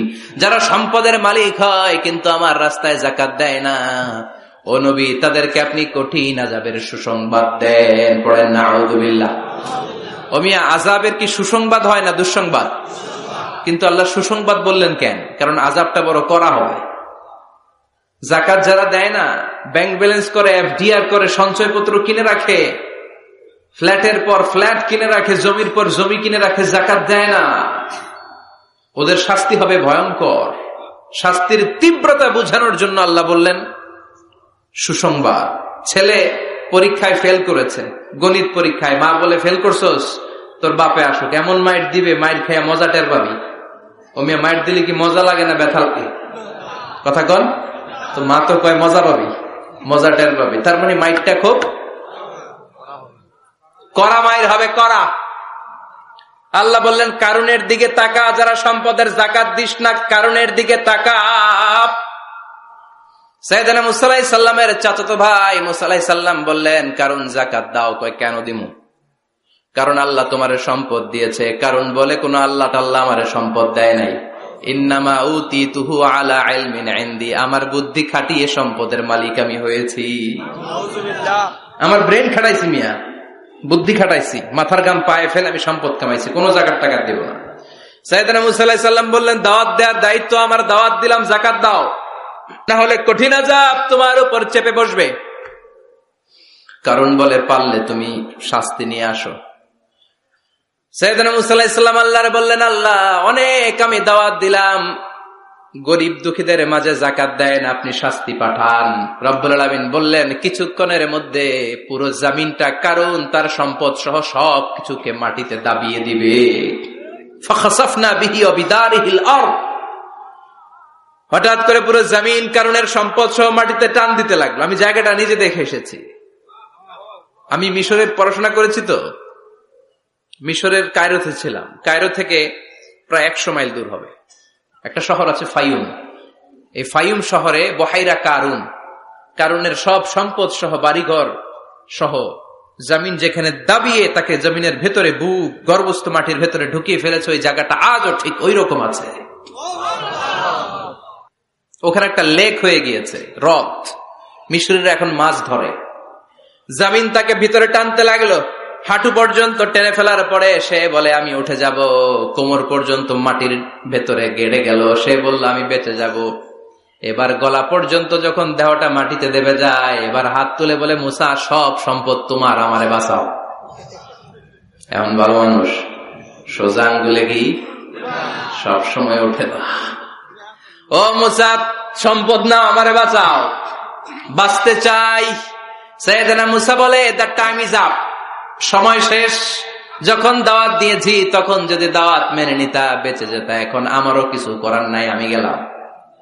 ইয়াতাজালজালু ফিল আরদ হাত্তা ইয়াউমুল কিয়ামা, প্রতিদিন সহিহ বুখারীর বর্ণনা 1 বিঘত পরিমাণ আল্লাহ তাআলা জমিনকে আদেশ দিয়েছেন কারুন এবং তার সম্পদকে প্রতিদিন 1 বিঘত করে জমিনের ভেতরে নিতে থাকবে up to the day of judgement. কিয়ামত পর্যন্ত কারুন তার সম্পদ সহ জমিনের ভিতরে যেতেই থাকবে, যেতেই থাকবে। চিল্লায় পড়েন সুবহানাল্লাহ।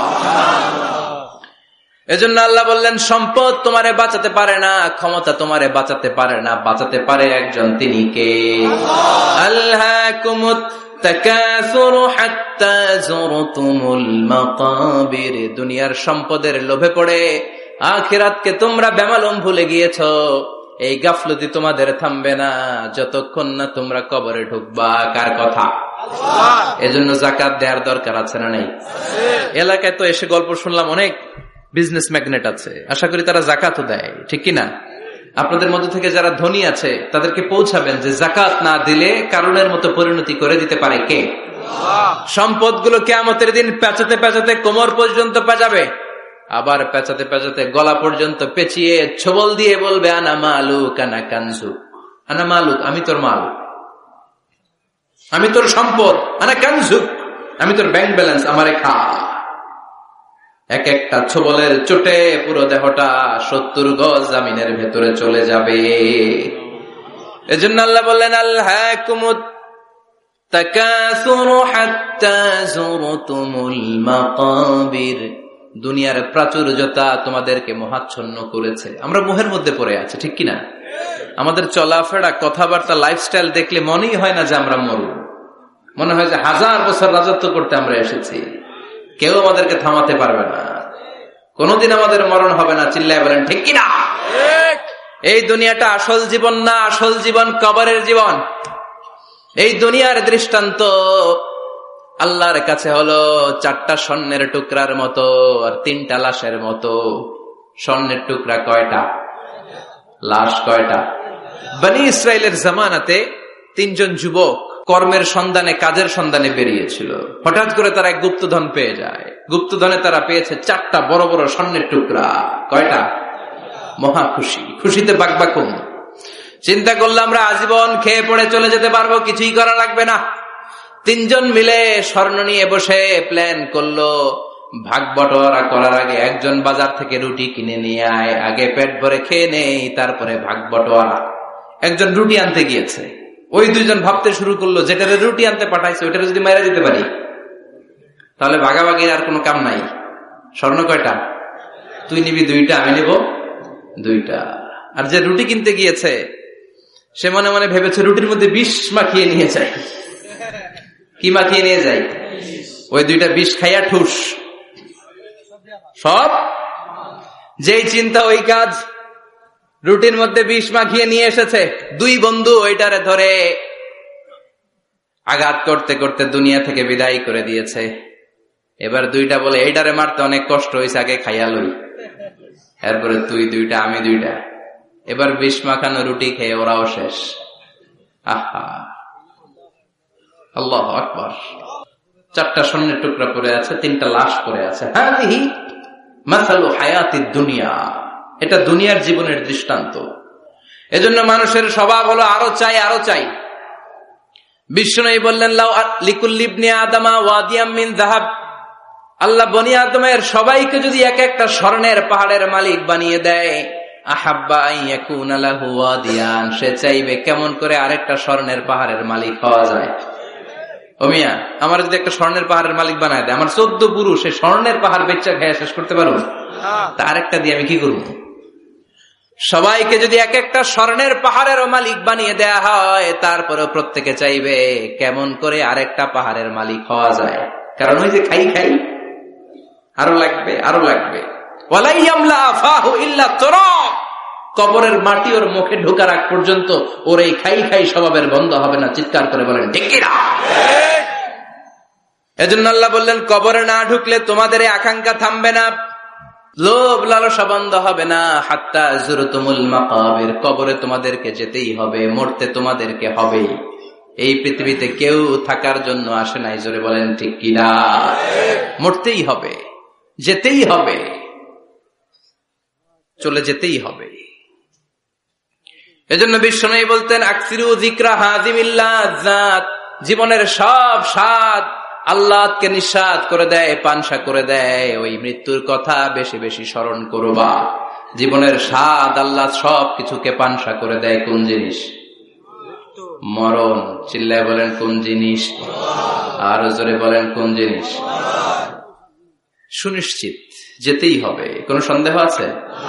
কথা বলেন, সন্দেহে আছে কারো? The most certain thing in our life is death, and the most uncertain thing in our life is the time of death. আমাদের জীবনের সবচেয়ে সুনিশ্চিত বিষয় হচ্ছে আমাদের মরণ, মরতে হবে। কিন্তু সবচেয়ে অনিশ্চিত বিষয় হচ্ছে মরণের সময়। কখন মরবো এটা আমরা কেউ জানি না, কিন্তু মরবো যে এটা আমরা সবাই জানি। চিল্লায় বলেন ঠিক কিনা? কেউ বেঁচে থাকতে পারবে না, সবাই চলে যাবে, সব মরে যাবে, শুধু একটা সত্তা বেঁচে থাকবে। চিল্লায় বলেন তিনি কে? কুল্লু মান আলাইহা ফানি ওয়া ইয়াবকা ওয়াজহু রাব্বিকা যুল জালালি ওয়াল ইকরাম ফাবিআইয়ি আলাই রাব্বিকুমা তুকাযযিবান। পৃথিবীর বুকে যা দেখা যায় সব মরে শেষ হয়ে যাবে, মরবে না শুধু একটা সত্তা, তিনি কে? সব মরে যাবে, সবাই মরে যাব। মালাকুল মাউত সবার রূহ কবজ করে ফেলবে। আল্লাহ বলবে আখবিরনি মাইয়াবকা, হে মৃত্যুর ফেরেশতা কি করছো? কই সব মারছি। সবাইরে মারছো? সব শেষ। কে বাকি? জিনেরা বাকি, জিনদেরও মারো। সবগুলো জিন শেষ করা হবে, বাকি থাকবে ইবলিস। আল্লাহ বলবেন সবাইকে যেই কষ্ট দিয়ে ইন্তেকাল করিয়েছ, সবগুলো কষ্ট একত্রিত করে ইবলিসটারে তুমি মারো। সবচেয়ে কষ্ট দিয়ে নির্মম ভাবে ইবলিসকেও শেষ করা হবে। আল্লাহ বলবেন আখবিরনি মাইয়াবকা, ও মালাকুল মাউত এবার বলো আর কে বেঁচে আছে? মালাকুল মাউত বলবে আল্লাহ কেউ নাই, কেউ নাই, সব শেষ। মানুষ শেষ, প্রাণীগুলো শেষ, পাখিগুলো শেষ, সাগরের মাছগুলো শেষ, আপনার কথা মতো জিনগুলাও। এবার আছে শুধু ফেরেশতারা। কারা? কথা বলেন। আল্লাহ বলবেন ফেরেশতাদেরও মারো। শুরু হবে ফেরেশতা নিধন। একের পর এক সব ফেরেশতার রূহ কবজ করা হবে। এবার আল্লাহ বলবে আখবিরনি ইয়া মালাকাল মাউত মাইয়া বাকা, মালাকুল মাউত আর কে কে বেঁচে আছে আমার একটু বলো। মালাকুল মাউত বলবো সব শেষ, সব ফেরেশতাগুলোরও মেরে ফেলেছি, শুধু 4 জন আছে, জিব্রাইল, ইসরাফিল, মিকাইল, আর আমি আপনার হুকুমের গোলাম আজরাইল। আল্লাহ বলবে ইসরাফিলের রূহ কবজ করো। ইসরাফিলের রূহ কবজ হয়ে যাবে। মিকাইলের রূহ কবজ করো, মিকাইলের রূহ কবজ হয়ে যাবে। ইসরাফিলের রূহ কবজ করো, কবজ হয়ে যাবে। আল্লাহ বলবে আখবিরনি মাইয়াবকা, মালাকুল মউত এবার বলো কে বেঁচে আছে। মালাকুল মউত বলবে কেউ নাই। আল্লাহ বলবে আসলেই কেউ নাই। মালাকুল মউত বলবে আছে। কে আছে? শুধু আমি আছি। ডানে বায়ে সামনে পেছনে আল্লাহ কেউ নাই, সব শেষ, শুধু আমি আছি। আল্লাহ বলবেন এবার তুই মর, মুত ইয়া মালাকাল মাউত, হে মৃত্যুর ফেরেশতা এবার তুই মর। মালাকুল মাউত হিসাব আর মিলাতে পারবে না, হিসাবটা তখন উল্টে যাবে। মালাকুল মাউত বলবে এটা আবার কেমন কথা, আমি মরুম কেন? আমি না মারছি, আমি না মারছি, আমি মেরে সাবার করেছি সব, আমি কেন মরব? আল্লাহ বলবেন মালাকুল মাউত এটাই তো বিধান, কুল্লু নাফসিন যায়িকাতুল মাউত, দুনিয়ার প্রত্যেককেই মৃত্যুর স্বাদ নিতে হবে রে মালাকুল মাউত। যদিও তুমি মেরেছ, সবাইকে তুমি মেরেছ, এখন তোমার মরণের পালা, এবার তুমি মরো, কারণ তোমাকেও মরতে হবে, তোমাকেও মরতে হবে। এই কথা শুনে মালাকুল মাউতের গায়ে জ্বর এসে যাবে, খিচুনি এসে যাবে, কাঁপুনি ছুটে যাবে, কাঁপতে থাকবে মালাকুল মাউত। কি ভয়ঙ্কর দৃশ্যের না জানি অবতারণা হবে সে সময়। কাঁপতে থাকবে মালাকুল মাউত। আল্লাহ বলবেন কেঁপে লাভ নাই, ভয় পেয়ে লাভ নাই, জান্নাত জাহান্নামের মাঝ বরাবর একটা জায়গা আছে, ওই জায়গায় যেয়ে দাঁড়াও। মালাকুল মাউত ওই জায়গার মাঝখানে যেয়ে দাঁড়াবে আর কাঁপবে। আল্লাহ চিৎকার দিয়ে বলবেন মুত ইয়া মালাকাল মাউত, মুত, মরে যা, মরে যা। বলার সাথে সাথে মালাকুল মাউত জান্নাত এবং জাহান্নামের মাঝখানে বিকট একটা চিৎকার দিয়ে মরে লাশ হয়ে যাবে। বিশ্বনবী বলেন মালাকুল মাউতের ওই দিনের চিৎকারটা এত ভয়ঙ্কর হবে, এত গগন বিদারে চিৎকার সেদিনের চিৎকারটা হবে। দুনিয়ার মানুষগুলো যদি তখনও দুনিয়ায় বেঁচে থাকতো, কিয়ামত হওয়ার জন্য আলাদা করে ইসরাফিলের সিংহায় ফুৎকার দেওয়ার আর দরকার হতো না। মালাকুল মাউতের এই চিৎকার শুনে কানের পর্দা ফেটে দুনিয়ার সব মানুষগুলো তখনই মরে যেত। ভয়ঙ্কর চিৎকার হবে। মালাকুল মাউত শেষ। এবার সামনে পেছনে ডানে বায়ে উপরে নিচে কেউ নাই, একজন ছাড়া, তিনি কে? আল্লাহ সেদিন হুঙ্কার দিবেন। আল্লাহ বলবেন পৃথিবীর বড় বড় প্রধানমন্ত্রীরা কোথায়, প্রেসিডেন্টরা কোথায়, আইনাল মুলুক, যারা ক্ষমতার দাপট দেখিয়েছে তারা আজকে কোথায়? আইনাল বিহার, সাগরগুলো কোথায়? আইনাল আনহার, নদীগুলো কোথায়? নীল নদ, মিসিসিপি, মিসৌরি নদ, গঙ্গা নদ, এই নদীগুলো কোথায়? নদগুলো কোথায়? আইনাল আশজার, বড় বড় বট গাছগুলো কোথায়? আইনাল জবাবেরা, আইনাল মুলুক, অত্যাচারের স্টিম রোলার যারা আমার মুমিন বান্দাদের উপর চালিয়েছে, ওই বেয়াদব গাদ্দার মুনাফিক গুলো কোথায়? ডানে বায়ে কেউ নাই। আল্লাহ একাই হুঙ্কার দিবেন। হুঙ্কার ছেড়ে তিনি বলবেন লিমানিল মুলকুল ইয়াউম, লিমানিল মুলকুল ইয়াউম, who belongs the kingdom today. আজকে ক্ষমতা কার? চিৎকার করে বলেন আজকে ক্ষমতা কার? আল্লাহ নিজেই উত্তরে দিবেন লিমানিল মুলকুল ইয়াউমা লিল্লাহিল ওয়াহিদিল কাহ্হার। আজকে ক্ষমতার মালিক মহাবিশ্বের কেউ নয়, ক্ষমতার মালিক হলেন একজন, তিনি কে? কেউ থাকবে না, সব চলে যাবে, একজন ছাড়া, তিনি কে?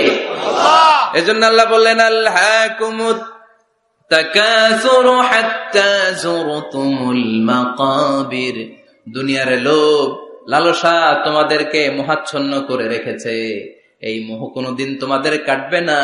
হাত্তা যুরতুমুল মাকাবির, যতদিন না কবরে ঢুকবা। চিল্লায় বলেন ঠিক কিনা? এজন্য বিশ্বনবী বলতেন কবর হলো জাহান্নামের প্রথম স্টেশন, কবর হলো আখিরাতের প্রথম স্টেশন। কবরের এই স্টেশনে যদি মাফ পাওয়া যায়, সামনে যতগুলো স্টেশন পার হতে হবে সবগুলারে সহজ করে দিবে কে? আর কবরের স্টেশনে যদি গন্ডগোল লাগে, সামনে আরো গন্ডগোল আছে না নাই? বেশি না কম? এজন্য বিশ্বনবী বলতেন আল কবর ইম্মা রাউদাতুম মিন রিয়াদিল জান্নাহ আও হুফরাতুম মিন হুফারিন নার। কবর হয়তো কারো জন্য জান্নাতের বাগান, কিংবা কারো জন্য জাহান্নামের গর্ত। আমরা আল্লাহর কাছে দোয়া করি, আল্লাহ আমাদের সকলের কবর গুলোর জান্নাতের বাগান বানিয়ে দাও। এজন্য বিশ্বনবী সব সময় দোয়া করতেন, আল্লাহুম্মা ইন্না নাউযু বিকা মিন আযাবিল কবর। ও আল্লাহ, কবরের আযাব থেকে তুমি আমাদের বাঁচাও। পড়ে না আমিন। বিশ্বনবী বলতেন, আমি দেখেছি কবরের মধ্যে তোমাদেরকে প্রশ্ন করা হবে, কবরে তোমাদের পরীক্ষা নেওয়া হবে। পুরো দুনিয়াটাই যেমনি পরীক্ষা, আখিরাতের প্রথম স্টেশন কবরেও পরীক্ষা আছে না নাই? প্রশ্ন আছে না নাই? কয়টা? জোরে বলেন। মুমিনদের জন্য 4টা, কাফিরদের জন্য 3টা। ভালো করে জানেন, চিল্লায় বলেন মুমিনদের জন্য কয়টা, কাফিরদের কয়টা? প্রশ্নপত্র ফাঁস করে দিছে কে? কথা কম। এরপরও যদি ফেল করি, দোষ কার? দোষ আমাদের, আমাদের দোষ। কবর দেওয়ার পরে 40 কদম যখন আত্মীয়রা চলে যায়, 2জন ফেরেশতা আসবে, বসাবে। এই ঘটনাটা আমারও ঘটবে, আপনারও ঘটবে, বিশ্বাস হয়? প্রস্তুত আছেন তো? বসিয়ে দেওয়া হবে। মুমিন বান্দাকে প্রথম প্রশ্ন করবে, আমার রব্বুক, তোর রবের নাম কি? মুমিন বান্দা বলিষ্ঠ কণ্ঠে বলে দিবে, আল্লাহ আমারে রব, এই রবি আমার সব। পড়েন, আল্লাহ আমারে রব, এই রবি আমার সব। দমে দমে তনু মনে তারি অনুভব, তোমার দুনিয়াতে আমি যেদিকে তাকাই, অথই নেয়ামাতে ডুবে আছি সবাই। পাক পাখালির গানে শুনি তাসবিহ কলরব, তাসবিহ কলরব। আল্লাহ আমার রব, এই রবি আমার সব। পড়েন আমিন। আমরা যেন আল্লাহ বলিষ্ঠ কণ্ঠে বলতে পারি, আল্লাহ আমার রব, তুমি কবুল করো। পড়েন আমিন। প্রথম প্রশ্ন খালাস। দ্বিতীয় প্রশ্ন, আমা দীনুক, তোর দিনের নাম কি, ধর্মের নাম কি? চিৎকার দিয়ে আমরা বলবো আমাদের ধর্মের নাম। তৃতীয় প্রশ্ন করা হবে, মান হাযার রাজুল, দেখো তো এই লোকটারে চিনো কিনা, এই লোকটারে চিনা চিনা লাগে কিনা। আমরা বলবো চিনি, মানি এই লোকের জন্য আমরা দুনিয়াতে সব করতে রাজি ছিলাম। এই লোকের জন্য আমরা দেহের প্রাণ ঢালা উচ্ছ্বাস ছিল আমাদের হৃদয়ে। আমাদের দেহের রক্তটুকু বিলিয়ে দিতে আমরা পৃথিবীর বুকে কুণ্ঠাবোধ করি নাই। চিল্লায় বলেন ঠিক কিনা? এই নবী আমাদের পেয়ারা নবী, চাঁদের চেয়েও সুন্দর তুমি নবী আমার কামলিওয়ালা। চাঁদের চেয়ে সুন্দর তুমি নবী আমার কামলিওয়ালা। দু জাহানের বাদশাহ তুমি প্যারা নবী সাল্লাল্লাহু আলা। দু জাহানের বাদশাহ তুমি প্যারা নবী সাল্লাল্লাহু আলা। চাঁদের চেয়ে সুন্দর তুমি নবী আমার কামলিওয়ালা। পড়েন আল্লাহু আকবার, আল্লাহু আকবার। আমরা বলবো এটা আমাদের কামলিওয়ালা নবী। এই নবীর অনুসরণ আমরা করেছি, এই নবীর কথা আমরা দুনিয়ায় মেনেছি। তার মানে প্রথম প্রশ্নেও পাস, দ্বিতীয় প্রশ্নেও পাস, তৃতীয় প্রশ্নেও পাস। এবার মুমিনদের জন্য এক্সট্রা একটা কোশ্চেন আছে না নাই? 4 নাম্বার প্রশ্নটাও জেনে রাখেন, কবরে কাজে লাগবে। তখন জিজ্ঞেস করা হবে, ওয়ামা ইলমুক, ওয়ামা ইলমুক, what is the source of your knowledge, what is the source of your answer. এই যে 3টা প্রশ্নের উত্তর দিতে পারলা বাঘের বাচ্চার মতো, তথ্যসূত্র কি, হোয়াট ইজ দ্য রেফারেন্স, করতে শিখছ, কোত্থেকে শিখেছেন বলে আসতে হবে। আমরা বলবো আমরা কোরআন থেকে শিখেছি, হাদিস থেকে শিখেছি, মাহফিল গুলোতে জেনেছি, বয়ানগুলো থেকে শিখেছি। পড়েন সুবহানাল্লাহ। চারটা প্রশ্নের উত্তর যখন আপনি দিয়ে দিবেন, ফেরেশতারা বলবে আহলান ওয়া সাহলান, কংগ্রাচুলেশন। কি বলবে? আহলান ওয়া সাহলান মানে কংগ্রাচুলেশন, খোশ আমদেদ, খোশ আমদেদ, খোশ আমদেদ। ওয়ায়ুফসাহু লাহু কবরুহু ৭০ যিরান, কবরটারে ৭০ হাত লম্বা করে দেয়া হবে। ওয়ায়ুফতাহু লাহু বাবুন ইলাল জান্নাহ, জান্নাতের দিকে একটা দরজা সেট করে দেয়া হবে। ওই জায়গা দিয়ে, দরজা দিয়ে জান্নাতের এয়ার কন্ডিশনের ঘরগুলো থেকে ঠান্ডা হিমেল বাতাস আর সুগন্ধ এসে কবরটারে আমোদ করে দিবে। সুবহানাল্লাহ। ওয়ায়ুলবাসু মিন লিবাসিল জান্নাহ, জান্নাতের চমৎকার একটা পোশাক পরিয়ে দেয়া হবে। আর বলা হবে নাম কানাউমিল আরুস, বাসর রাতে বর যেমনি কনেকে নিয়ে আনন্দের ঘুম দেয়, তুমিও একটা ঘুম দাও। সুবহানাল্লাহ পড়েন। নাম কানাউমিল আরুস, বাসর রাতে বর যেমনি কনেকে নিয়ে ঘুমায়, ঘুমাও। মধুর একটা ঘুম আপনার সেদিন হবে। ইসরাফিলের সিঙ্গার আওয়াজ, ওই হুইসেল বাজার আগ পর্যন্ত ওই ঘুম কেউ আপনার ভাঙাতে পারবে না। আল্লাহ কবরের চারটা প্রশ্ন, এগুলোর সঠিক উত্তর দিয়ে জান্নাতের পোশাক পরে আমরাও যেন ঘুমিয়ে থাকতে পারি, তৌফিক দাও। আর জোরে পড়ে না আমি। এবার নাস্তিকদের পালা, বামপন্থীদের পালা, রামপন্থীদের পালা, ইসলাম বিরোধীদের পালা, কোরআন বিরোধীদের পালা, নবী বিরোধীদের পালা। ওদের সামনে দুজন ফেরেশতা আসবে, আসওয়াদান আজরাকান, আসওয়াদান আজরাকান, নীলাভ চোখ, কালো গাত্র বর্ণের। নীলাভ চোখ, চোখগুলো নীল, গায়ের কালার হবে কালো। তাহলে কি ভয়ঙ্কর চেহারা হবে ফেরেশতা দুজনের। এসে বলবে ওঠ, বস। মার রব্বুক, তোর রবের নাম কি? কয় জানি না। কি কয়? জানি না। লা আদরি, আমি জানি না। আমি অমুক নেতার পিছনে পিছনে ঘুরতাম, খালি এটা মনে আছে।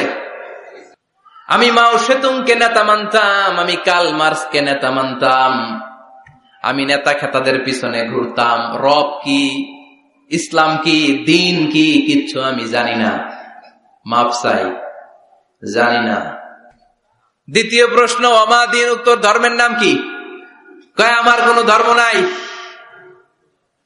আমার কোনো ধর্ম নাই, আমি হলাম নাস্তিক। আমি কি? কথা বলেন, আমি কি? আমি এক প্যাকেটের বিরিয়ানির সন্ধান পাইলে শাহবাগের প্রজন্ম চত্বরে যায় ডান্স দিতাম। এরকম ডাকায় তাছাড়া নাই। আমার দিন, উত্তর ধর্ম কি? কয় জানি না, মাফসারি, আমি কিচ্ছু জানি না, ধর্ম টর্ম নাই আমার, আমি নাস্তিক। ফেরেশতারা বলবে ও তুমি নাস্তিক, দাঁড়াও, আর একটা বাকি প্রশ্ন, এরপরে খেলা শুরু। ঠিক কিনা? ৩ নাম্বার প্রশ্ন, ওমান হাযার রাজুল, এই লোকটাকে চিনো কিনা দেখো। নাস্তিক বলবে না চিনি না, তবে নাম শুনেছি, ওনার বিরুদ্ধে আমি ব্লগে লিখতাম। এরকম ব্লগার আছে না নাই? ওনার পারিবারিক জীবন নিয়ে আমি মানুষের মধ্যে সন্দেহ উস্কে দিতাম। ওনার পুত পবিত্র চরিত্রের ব্যাপারে আমি দুনিয়ার বুকে মন্দ কথা বলতাম। ওনারে আমি গালি দিতাম, আমি ছিলাম ওনার বিরুদ্ধ শক্তি, ওনার পক্ষের কোন শক্তি আমি ছিলাম না, আমি সব সময় ওনার বিপক্ষে ছিলাম। ফেরেশতারা বলবে হায় হায়, তুই তো 00, 100তে কত পাইছে? কথা কর। লা দারাইতা ওয়ালা তালাইতা, কিছুই পারলি না, তুই তো পোড়া কপাল। ফায়ুতরাকু মিন মাতারিক মিন হাদিদ, লোহার একটা হাতুড়ি থাকবে, এক হাতুড়ির বাড়িতে মাথাটা ছিন্ন বিচ্ছিন্ন হয়ে যাবে, দেহটা জমিনের মধ্যে ঢুকে যাবে। তার চিৎকারে ওই কবরস্থানটা থার থার করে কাঁপবে, কিন্তু কেউ শুনবে না। মানুষ আর জিন ছাড়া সবাই শুনবে। এজন্য মাঝে মাঝে কবরস্থানে দেখবেন গরু বেঁধে রাখলে রশি টুসি ছিঁড়া গরু দেয় দৌড়, আছে না নাই? এক একটা আঘাত এসে ছিন্ন বিচ্ছিন্ন হয়ে যাবে। ইউকালু লিল আরদি, জমিনকে বলা হবে ইলতাইমি, চাপ দাও, প্রেসার মারো। ফাতাখতালিফা আদলাউহু, দেহের এই পাজর গুলো ডান দিকের পাজর বাম দিকে যাবে, বাম দিকের পাজর ডান দিকে আসবে, পুরো দেহটা পাউডার হয়ে যাবে। তার এক একটা চিৎকারে পুরো কবরস্থান থার থার করে কাঁপবে। আর এই খেলা চলতে থাকবে ইসরাফিলের সিংহা পর্যন্ত। মুমিনের ঘুম চলতে থাকবে ইসরাফিলের, আর ওর সাথে ফেরেশতাদের খেলা আছে না নাই? এটার নাম ফাইনাল খেলা। কি খেলা? কথা বলেন, আর জোরে বলেন। এজন্য আল্লাহ বললেন কবরে তোমার যেতেই হবে। আলহাকুমুত তাকাসুরু হাত্তা যুরতুমুল মাকাবির, কবরে তোমাকে যাওয়াই লাগবে। কবরের শাস্তি তোমার পেতেই হবে, কবরের পরীক্ষার সম্মুখীন তোমাকে হতেই হবে। জোরে বলেন ঠিক কিনা? এজন্য মাঝে মাঝে কবরস্থানে যাওয়ার দরকার আছে না নাই? বিশ্বনবী বলেছেন নাহাইতুকুম আন জিয়ারাতিল কবর, আমি এক সময় কবর জিয়ারত করতে নিষেধ করতাম। আল-আনা ফাজুরুহা, এখন বললাম কবর জিয়ারত করো, সমস্যা নাই। কিন্তু কবরে পড়ে থাকা ব্যক্তিটার কাছে কিছু চাওয়া যাবে নাকি? কথা বলেন। আল মাইয়িতু ফিল কবর কাল গরিকু ফিল বাহর, সাঁতার না জানা ব্যক্তি সাগরে পড়লে যত অসহায়, কবরে পড়ে থাকা ব্যক্তি তার চাইতে বেশি অসহায়। সে আপনারে কি দিবে? আপনি দিয়ে আসবেন, যে আপনি সালাম দিয়ে আসবেন, দোয়া দিয়ে আসবেন, সে আপনার কিচ্ছু করতে পারে না। করতে পারে একজন, তিনি কে? এজন্য খবরদার, কবরস্থানে আগরবাতি দেয়া যাবে না, মোমবাতি দেয়া যাবে না, লাল সালু দেয়া যাবে না, মশারি দেয়া যাবে না। অনেকে কবরস্থানে মশারি টাঙ্গায় আছে না নাই? কেন? মশা কামড়ায় তো মশারি দেয় কেন? ঘটনাটা কি? দেখবেন যে বেয়াদবটা কবরস্থানে যে মশারি দেয়, মাজারে মশারি দেয়, ওর বাপের মশায় খায়, ওর মায়ের ডেঙ্গু রোগ, কামড়াইতে কামড়াইতে ওর মায়ের ডেঙ্গু জ্বর, ওর বাবারে কামড়ায়, মশায় খায়, মারে মশায় খায়, মা বাবারে মশারে না দিয়ে মাজারে দিয়ে আস, কপাল পোড়া। মাজারে মোমবাতি দিয়ে আসে, আছে না নাই? মোমবাতি কেন দেয়? ভিতরে আলো নাই নাকি?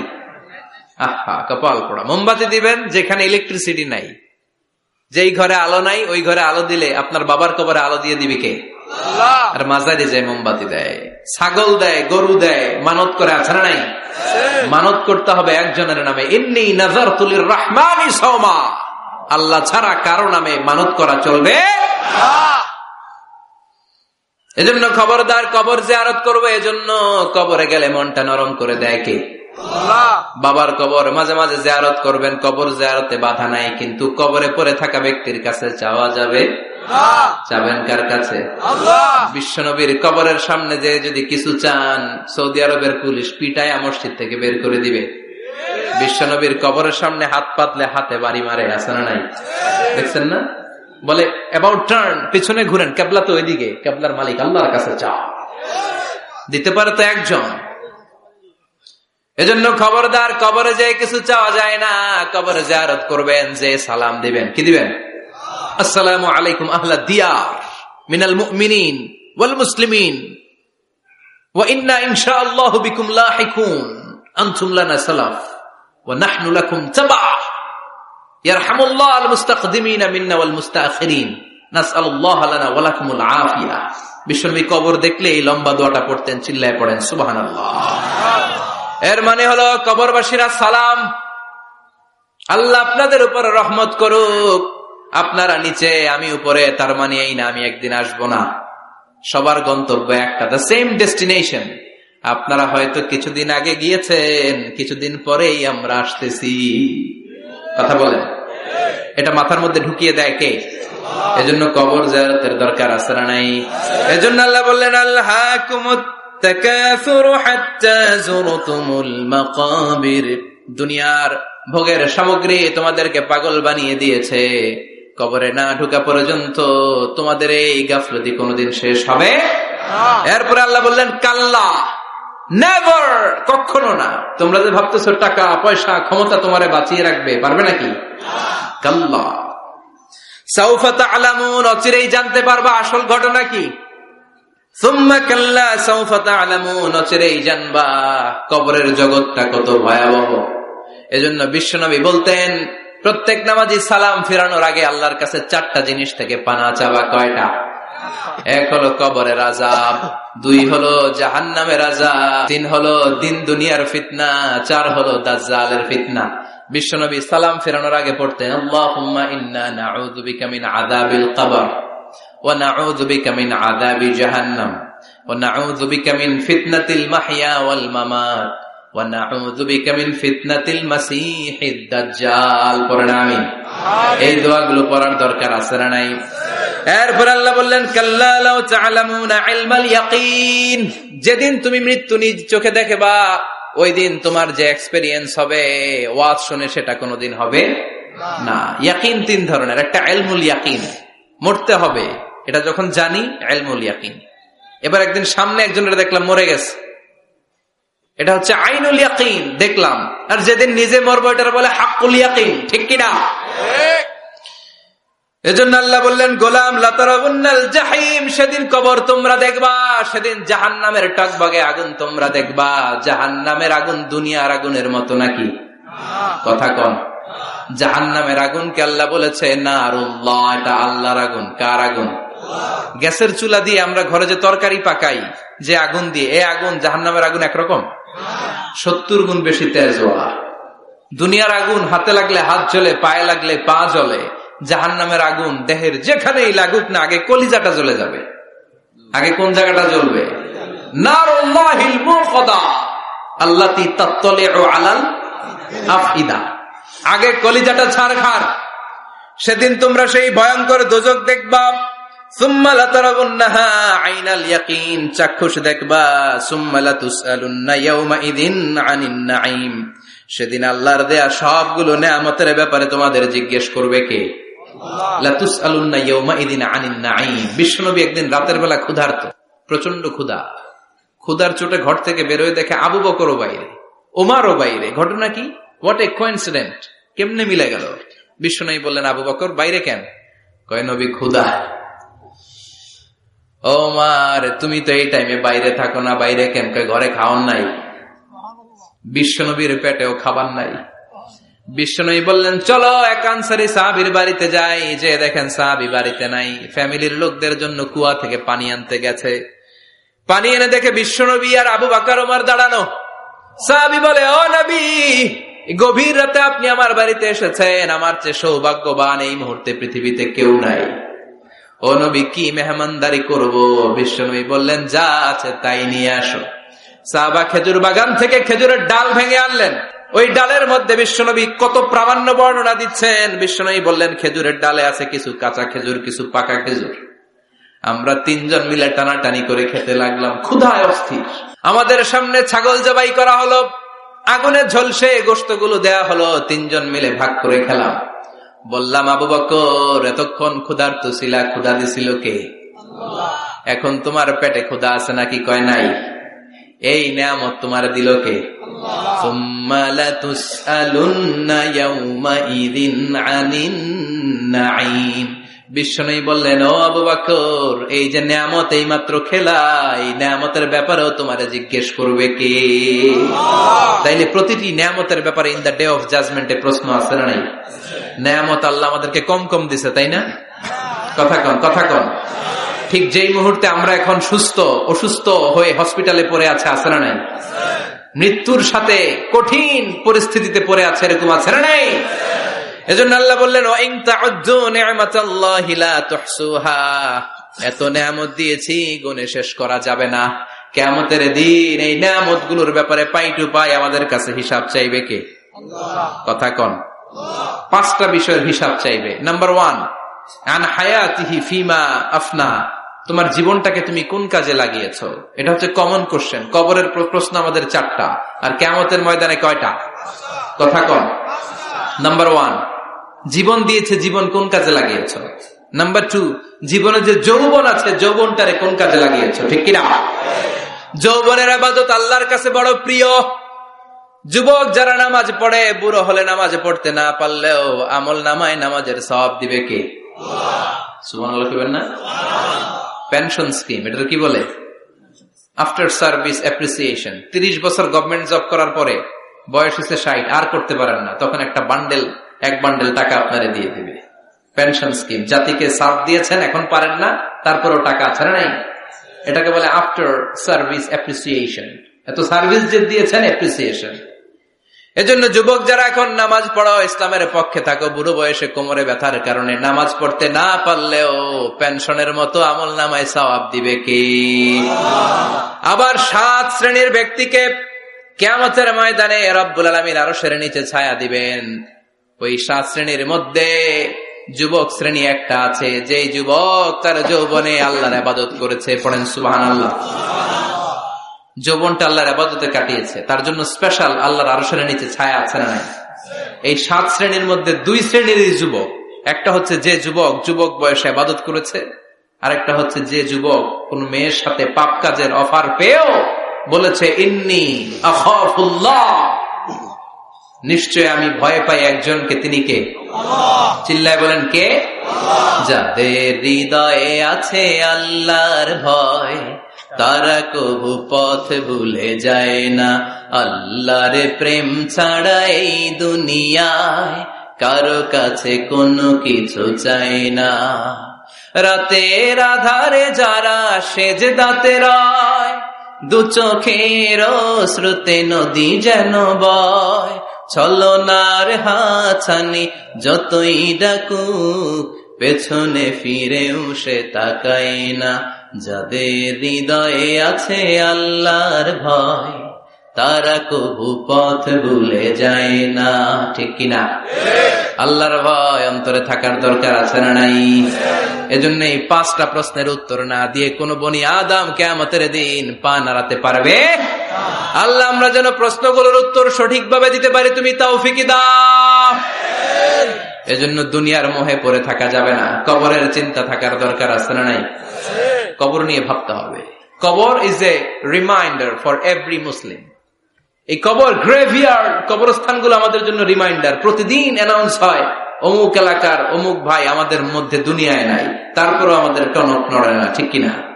এজন্য আল্লাহ বলেছেন আলহাকুমুত তাকাসুর, তোদের টনক নড়বে না হাত্তা যুরতুমুল মাকাবির, যতদিন না তোমরা কবরের ভেতরে না ঢুকবে। আমরা যেন কবরের প্রশ্নের জন্য প্রস্তুতি নিতে পারি, কবরের জন্য প্রিপেয়ার্ড থাকতে পারি। আল্লাহ তুমি তৌফিক দাও। আরো জোরে পড়েন আমিন। আখিরাতের প্রশ্নগুলো যেন আমরা সুন্দর করে উত্তর করে জান্নাতের অধিকারী হতে পারি। আল্লাহ তুমি তৌফিক দাও। আরো জোরে পড়েন আমিন। যতগুলো কথা বললাম কোরআন সুন্নাহর আলোকে বলেছি, বানিয়ে কিছু বলি নাই। তারপরেও আমার মনের অজান্তে কোনো মিস ইনফরমেশন যদি আমার মুখ ফসকে বেরিয়ে যায়, সেগুলো যেন আল্লাহ তাআলা আমাদের স্মৃতিপট থেকে মুছে দেয়। আমরা পড়ি আমিন।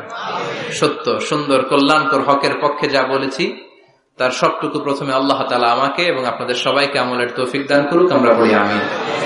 শীতকালে রাত 12টা তো মানে অর্ধেক রাত শেষ। এত রাত পর্যন্ত আপনারা বসেছিলেন। আল্লাহ আজকের এই মাহফিলটা তুমি আমাদের নাজাতের ওসিলা বানাও। যা শুনলাম যেন আমল করতে পারি, তৌফিক দাও। সুবহানাকাল্লাহুম্মা ওয়া বিহামদিকা আশহাদু আল্লা ইলাহা ইল্লা আনতা আস্তাগফিরুকা ওয়া আতুবু ইলাইক। ইয়া রাব্বি লাকাল হামদু কামা ইয়ানবাগি লিজালালি ওয়াজহিকা ওয়া আযীমি সুলতানিক। লাকাল হামদু বিল ঈমান, লাকাল হামদু বিল ইসলাম, লাকাল হামদু বিল কুরআন। আল্লাহুম্মা লাকাল হামদু কুল্লুহু ওয়া লাকাশ শুকরু কুল্লুহু وإليك يرجع الأمر كله علانيته وسره، فأهل أنت أن تحمد وأهل أنت أن تعبد وأنت على كل شيء قدير. لك الحمد حتى ترضى ولك الحمد إذا رضيت ولك الحمد بعد الرضا. لك الحمد حمد الحامدين، حمد الشاكرين، حمد الذاكرين، حمدا يوافي نعمه ويدافع نقمه ويكافئ مزيده. لك الحمد كما ينبغي لجلال وجهك وعظيم سلطانك. اللهم اهدنا فيمن هديت، وعافنا فيمن عافيت، وتولنا فيمن توليت، وبارك لنا فيما أعطيت، وقنا واصرف عنا برحمتك شر ما قضيت، إنك تقضي بالحق ولا يقضى عليك. اللهم لا تدع لنا ذنبا في مقامنا هذا إلا غفرته، ولا دينا إلا قضيته، ولا مريضا إلا شفيته، ولا مجاهدا في سبيلك إلا نصرته، ولا حاجة من حوائج الدنيا إلا وفيتها يا الله. اللهم اجعل القرآن العظيم ربيع قلوبنا ونور صدورنا وجلاء أحزاننا وذهاب همومنا وغمومنا واجعله شفيعنا يوم الحساب وارزقنا تلاوته آناء الليل وأطراف النهار ربنا ظلمنا أنفسنا وإن لم تغفر لنا وترحمنا لنكونن من الخاسرين ربنا آتنا في الدنيا حسنة وفي الآخرة حسنة وقنا عذاب النار রব্বুল আলামিন আমাদের হাতগুলো তুমি কবুল আর মঞ্জুর করে দাও আমাদের জীবনের সব গুনাহ তুমি মাফ করে দাও আমাদের গুনার কোনো শেষ নাই সীমা নাই আমাদের গুনার কোনো শেষ নাই সীমানা নাই রব্বুল আলামিন আমরা গুনাহগার গুনাহ আমাদের বেশুমার আমাদের গুনাহ যত বড়ই হোক তোমার রহমান নামের দরিয়া তার চাইতেও বড় রব্বুল আলামিন আমাদের সব গুনাহগুলোকে মাফ করে দিয়ে আমাদেরকে মাসুম বানিয়ে দাও আজকের মাহফিলটারে কবুল আর মঞ্জুর করে দাও যারা টাকা দিয়ে পয়সা দিয়ে বুদ্ধি আর পরামর্শ দিয়ে মাহফিলটারে সার্থক করলো আল্লাহ মাহফিলটারে নাজাতের ওসিলা বানাও আমার যুবক ভাইদেরকে তুমি কবুল করে নাও তারা যদি ইসলামকে মানে বাংলাদেশে ইসলাম প্রতিষ্ঠা আমাদের জন্য সহজ হয়ে যাবে আমার প্রত্যেকটা যুবক ভাইদেরকে সৈয়দনা হামজার মতো ওমরে ফারুকের মতো কবুল করে দাও পর্দার অন্তরালে মায়েরা বোনেরা দোয়া চেয়েছে আল্লাহ সাইয়্যিদাতুনা ফাতিমার মতো আয়েশার মতো খাদিজাতুল কুবরা তাহেরার মতো আমার বোনদেরকেও কবুল করে নাও আমাদের ফ্যামিলি গুলোরে জান্নাতি ফ্যামিলি হিসেবে কবুল করে নাও আমাদের ছেলে মেয়ে গুলোরে মানুষের মতো মানুষ বানাও আল্লাহ 5 ওয়াক্ত সালাত যেন জামাতের সাথে আদায় করতে পারি তৌফিক দাও আল্লাহ দুনিয়ার মোহে পড়ে তোমার যেন ভুলে না যাই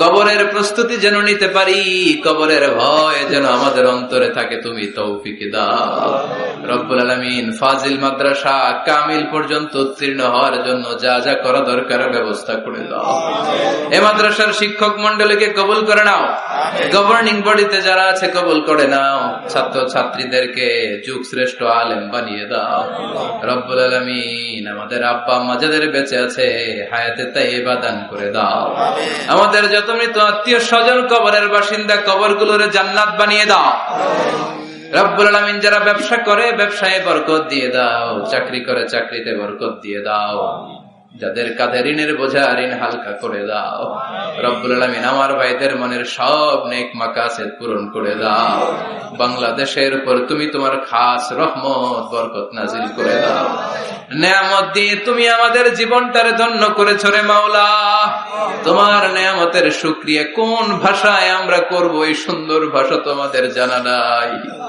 তোমার সবগুলো নেয়ামতের শুকরিয়া করলাম তুমি কবুল করে দাও রব্বুল আলামিন যতদিনে বাঁচব এই দুনিয়ার বুকে তোমার গোলামের মতো বাঁচার তৌফিক দাও সব সময় হকের পক্ষে ইসলামের পক্ষে কোরআনের পক্ষে থাকার তৌফিক দাও রব্বুল আলামিন কয়দিনের হায়াত নিয়ে দুনিয়ায় আমরা এসেছি জানি না যতদিন বাঁচবো হকের পক্ষে কথা বলার তৌফিক দাও আর এই ক্ষণস্থায়ী দুনিয়ার মায়াজাল ছিন্ন করে যেদিন ওই আখিরাতের দিকে পরপারে পাড়ি জমাবো ওই অন্তিম কালে বিদায়ের মুহূর্তে জীবন সায়ান্নে তোমার বিশ্বনবীর নূরানী চেহারাটা দেখে দেখে ওই মধুর কালিমাটুকু জপতে জপতে আমরা ঈমান নিয়ে যেন সবাই বিদায়